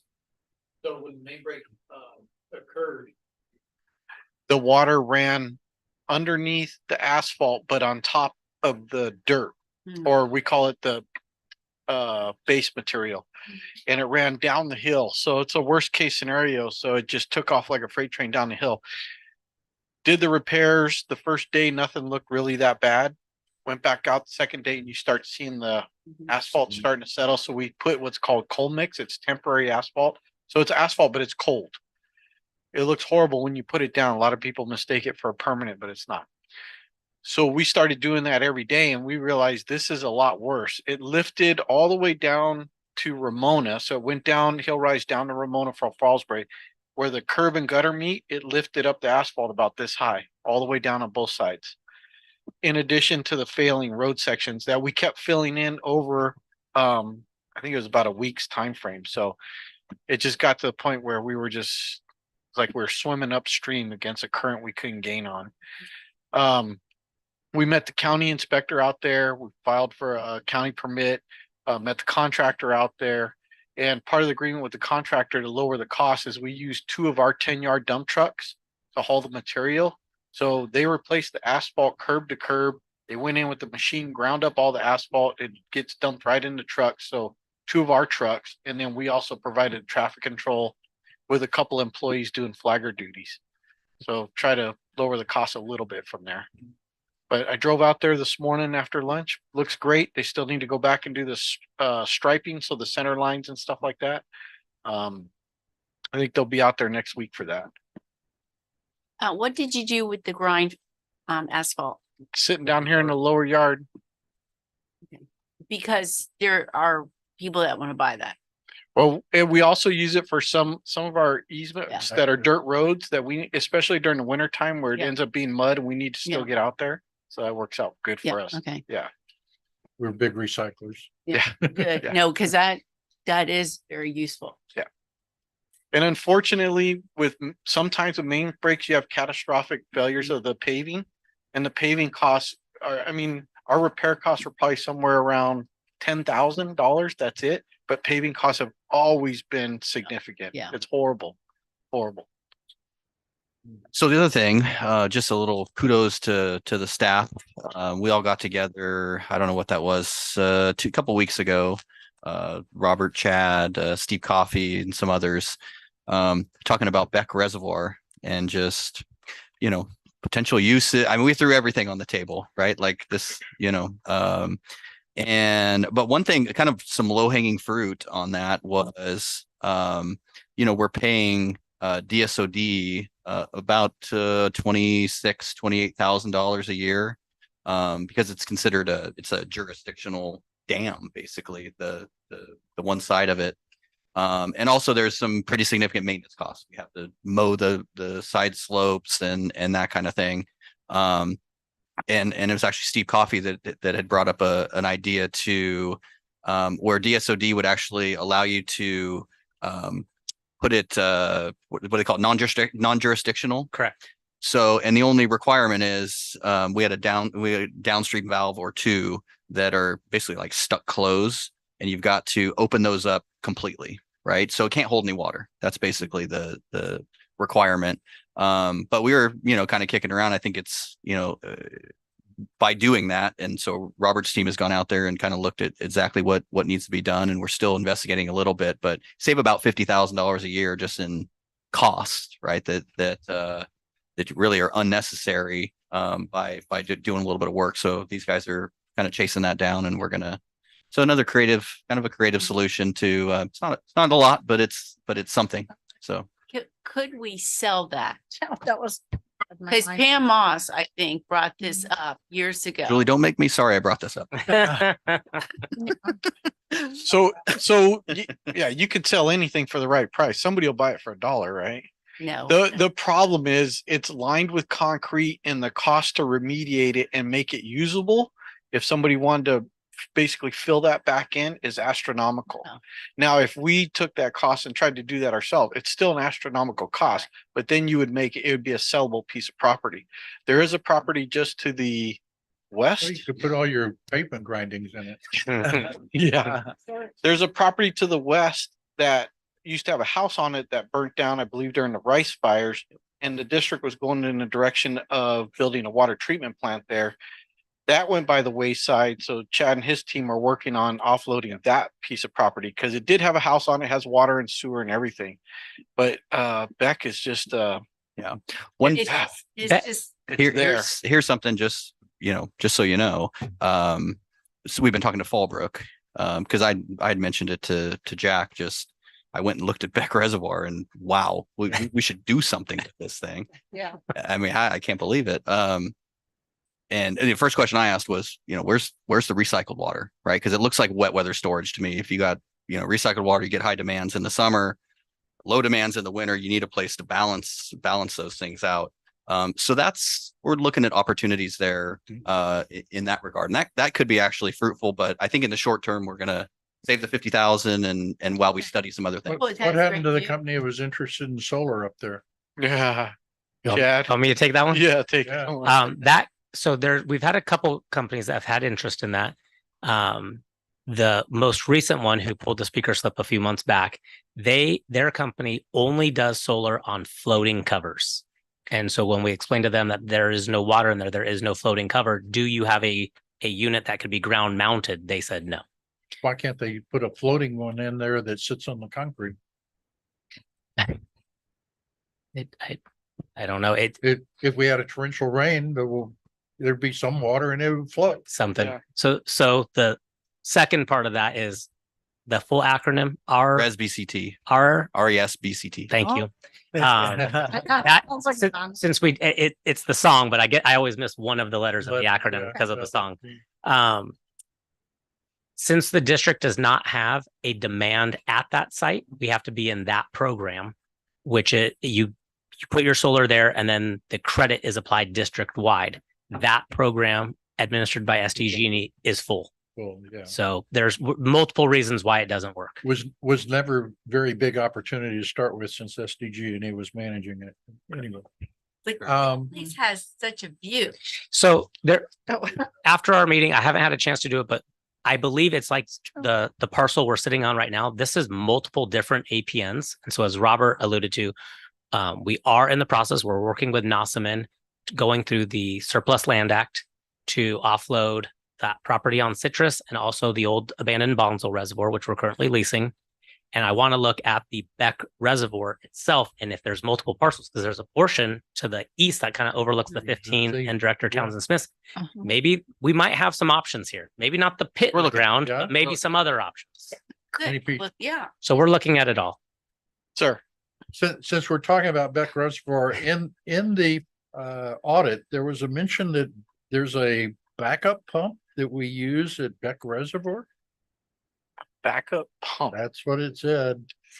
When we're moving water around the district in the case of aqueduct shutdown there, it talked about 4 pumps and one of those was a pump at Beck Reservoir. Should be it. Yeah, that sounds more like North Reservoir. That's North Reservoir. Yeah. It's not stated in the audit report. Yeah. Okay. Because I was like, I didn't know anything was operational at Beck. And if you remember, it was one site that we looked at for the heli hydrant. The Yeah. helicopter pilot said, no way, we're not gonna lower ourselves down into something And then have to climb come out in the blind. Yeah. Yeah. So we've been scratching our What if heads we knock trying to- that eastern wall out so that they have a straight shot down to 15? Yeah. And then you could take that fill and move it back to the other side. There you go. We'll invite you to the next workshop. There you go. But the work that we're looking at doing, one valve is in a vault, so it's fairly easy to get that out. Another valve we've got to dig up. That's not gonna be much trouble. It's about 11 feet deep. So we'll take care of the one in the vault first. If they have to be open, why would you even have the valves? Why don't you just put straight pipe in? We can't open the one in the vault right now. Well, I mean, they're frozen closed right now, but I'm just saying, rather than go to the expense of a valve, except where you absolutely need it, why wouldn't you just replace the valve? So the one in the vault, we're just removing the valve. Valve. Put anything back. Okay, So if water fills up in the reservoir, it'll you just drain right to the pipe. fill up the vault a little bit and then out. And that will Okay. save us 50,000. Yes. Yep. Maybe. yes. And the cost to do that is relatively minimal because you don't have to put a valve back in. Right, right. So just take it out. So anyways, just a small thing we're doing. Well, Cool. I That's think all. the discussion is good. Keep thinking about it. We've been looking on Beck all the time. Oh, I I've been know. here. I went there and I thought, why are we keeping this? But the view. If you want to put your house in a hole. know. We- Or on stilts so you can get over the levee so you can have that view. I don't know. Okay. Receive and file information and financial items, not times. So I guess we have a motion to, Carlene wants to speak. And I have something, a question. I just want to mention. I just wanted to mention that since the staff report was written on the November 19th edition of the San Diego Union Tribune, we were named a top workplace for the third year in a row. We've gone from the number 41 to number 31 to number 21 in the past 3 years. So well done to our entire staff. Oh.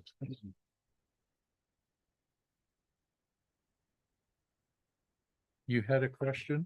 Yes, I would just like the clarification.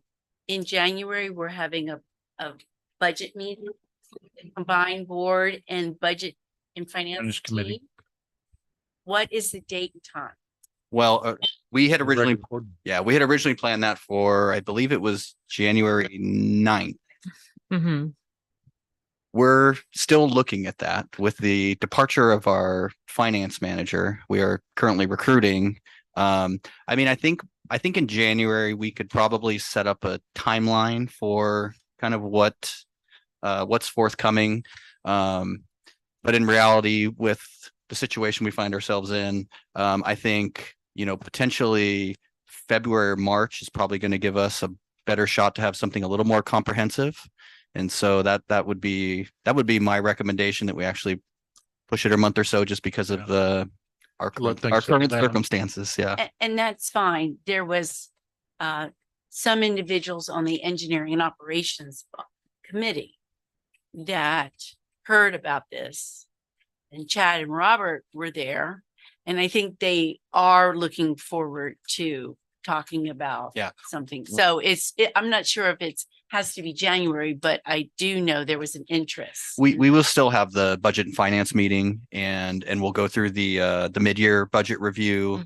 So there'll be some good information there. But I think, as far as this comprehensive review, it's probably most likely, I would say, March, and that'll really get us going into budget season as well. So Sounds good, because correct me if I'm wrong, but what I recall was members of the E&O wanted to discuss having money set aside for capital improvement at that meeting, and both of you handled it well, but it was like, so I just remember there was an interest, and I wanted to make sure that we respond to that interest. Yeah. On that note too, we had a engineering and operations committee meeting. Was that December? November. Was it November? November. Oh, yeah, it's barely December. Time, Sorry. it was a month ago. If you can believe it. Sorry. And we did talk a little bit about the direction on, really more on the planning aspect of our capital improvement plan. We've gone through a couple of different planning efforts, right? The 2018 kind of asset management plan that looked at our pipelines and kind of risk and consequence. We have our 2016 master plan, which is really outdated. And really especially with what has happened in the last couple of years, where we've really changed the way we were operating, right? We're bringing a lot more water from the north out to Morrow, and then and that's going to continue to change, right? We're talking about pump stations projects coming online and those kind of things.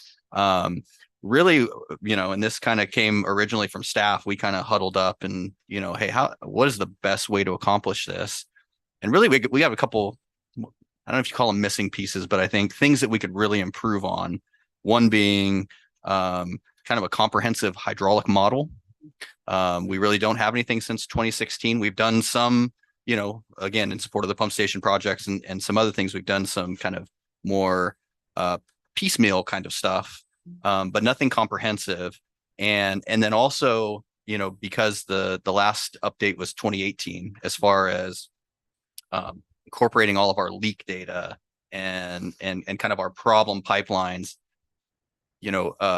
incorporating all that data into really what it is we need to do a master plan update is really what we feel is our best next step. So that's Chad and Robert are both working, kind of scoping a master plan effort. And so I think that's going to kind of reset some of our priorities. I mean, we know and this is what we told Flint in the budget and the engineering operations committee. And was it the budget committee too? We talked about this. Finance, yeah. Yeah, finance. I think we have some projects we know are high priority, right? Pipelines that are problems and things like that. So, incorporating some of that going forward as we can, right? As we prioritize things. But then taking a harder look at really how the district runs as a whole, right? How we operate as a whole, leaning on some expertise now that we've kind of changed these operations and things like that. So I think come January, we're going to start bringing to you kind of what that looks like. And so that's kind of that's the program I think we're after. And obviously we need board buy-in and all that. So, but that's kind of what we're looking at. So. And it's fine. I just recall that meeting and so thank you. You're welcome. No, I think it wasn't that had happened in January, but for them to hear that it will be happening, I think is important. Yeah. We do have a January E&O committee. Dawn, is that on the calendar yet, or we're putting it on the calendar? January 3rd E&O committee. Wow. You got to be kidding. Okay. Serious? We need to talk about. Might need. Schools. Yeah, music to my ears if you want to talk about it. January 3rd or 20th. Third. It's the first Wednesday of each month is when it's scheduled for. Okay, well, thank you for the time. Yes. It's just, it was in that meeting, I remember it was, they really wanted to have a conversation about it. Any other questions or comments regarding information for file?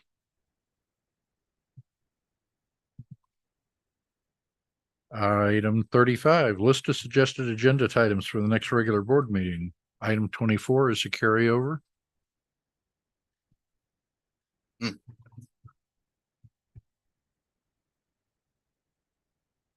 When will this? That's a good question. The question that I just got asked by Director Johnson is replacement of Director Gaskett's position. So 15 days after the board is notified of a vacancy or the effective date of the vacancy, which is the end of the year. So we have from December 31st, 15 days to notify the county that we have a vacancy. We have 60 days to fill that vacancy. Otherwise, the county board of supervisors will fill it for us. Oh. So I think to leave our options open, we will, I think staff and I think Carlene will talk about this, but we'll begin the, kind of the outreach for we have an open board seat. In January, I guess you could decide if you wanted to call an election. But I think we'll move forward with It's only for a year, right? Carlene? No postcard like we did when Division 1 was open and invite applicants. We would need to publicize what we want the application deadline to be. And then the board could do the interviews and make their selection in January, or we can make the deadline a little bit later and they could do it in February. That comes closer to the 60-day limit for the county. So sooner may be better, but I would like to do it sooner. Okay. So we'll plan on having something ready for January. Yep. I bring it up. Not January I know 3rd. there's a timeline. Because the postcard I thought was effective. Yeah. Exactly. So let's just send it. Yeah, and my understanding is it would be effective until the next general election. Correct. So it would be to the end or November 2024. Fulfill the term. Yeah. Oh, no. You can't wait that long. What? No. Oh, no. You would fill the appointment and then that appointment would run until November 2024, but Sure. it would be a short-term seat in a November election. Right. Yeah. Then you'd have 4 people for reelection. I believe we would. When is your reelection? Long time. Yeah. Well, Long time. Meg, The same, Megan. I think Patty it's have the 3 same more time. years. Yeah. Right. Yeah. So it's going to add a short-term seat to the November board election. It has to be to the next thing. Yeah. got it. Is there a way that we can stagger that term so that it, instead of a normal 4-year term, it becomes a 6-year term to get, or 5-year term to get back on the, you know what I'm Question. saying? It's a good question. I don't think so, the way the statute is written. Okay, Vacancy occurred in the first half of the incumbent's term and at least 130 days prior. Well, it'll get back on because you'll go in November 2024 with it'll be back on MIG's schedule. It'll be a short-term seat. okay. Yeah. Right. So they're being elected to a one-year term and a two-year term. But Yeah. you're still gonna have 4 directors up for. I just, reappointment. I Yeah. bring it up only because I know there Thank you. was, That's how there we get is back in a sequence, and specific that was- timeline that is quite demanding. And with the holiday. So all four in November. Wow. Yeah. Why wouldn't Not Meg's that- term be the same as mine is, since we were running It- at the same timeline? It is, but you can only appoint for until the next election, next normal election. Okay, but And then that, what Chad said, I don't think that's such a great idea. well, That but 4 positions are up at the same time? But Patty, that board seat is running for a term of only till the end of your term. In other words, it's not a Right. standard 4-year term, it's a short term.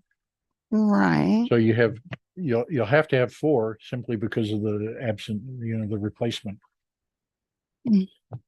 And then that person would have to stand for election if they wanted to fill the normal term. I guess my question is, why can't we just appoint the next person to be a director and stay on that same schedule like with Julie?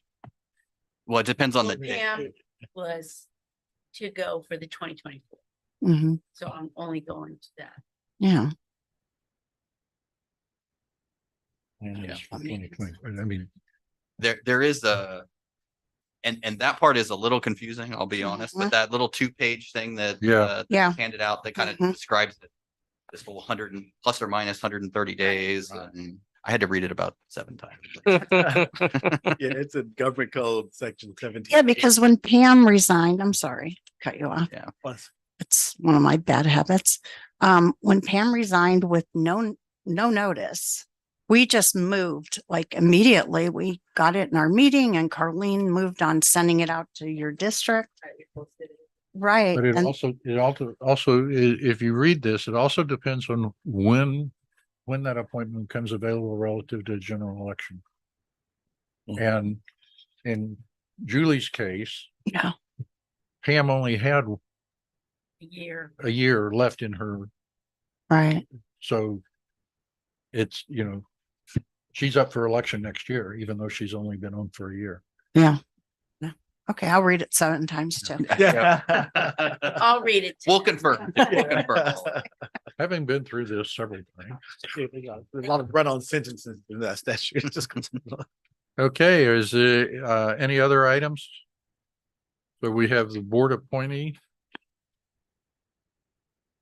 We'll get him. in item 24. Yep. And other things that will come up between now and then. Indeed. Okay, I declare the meeting over. All right, thank you. Happy holidays, everyone. Thank you.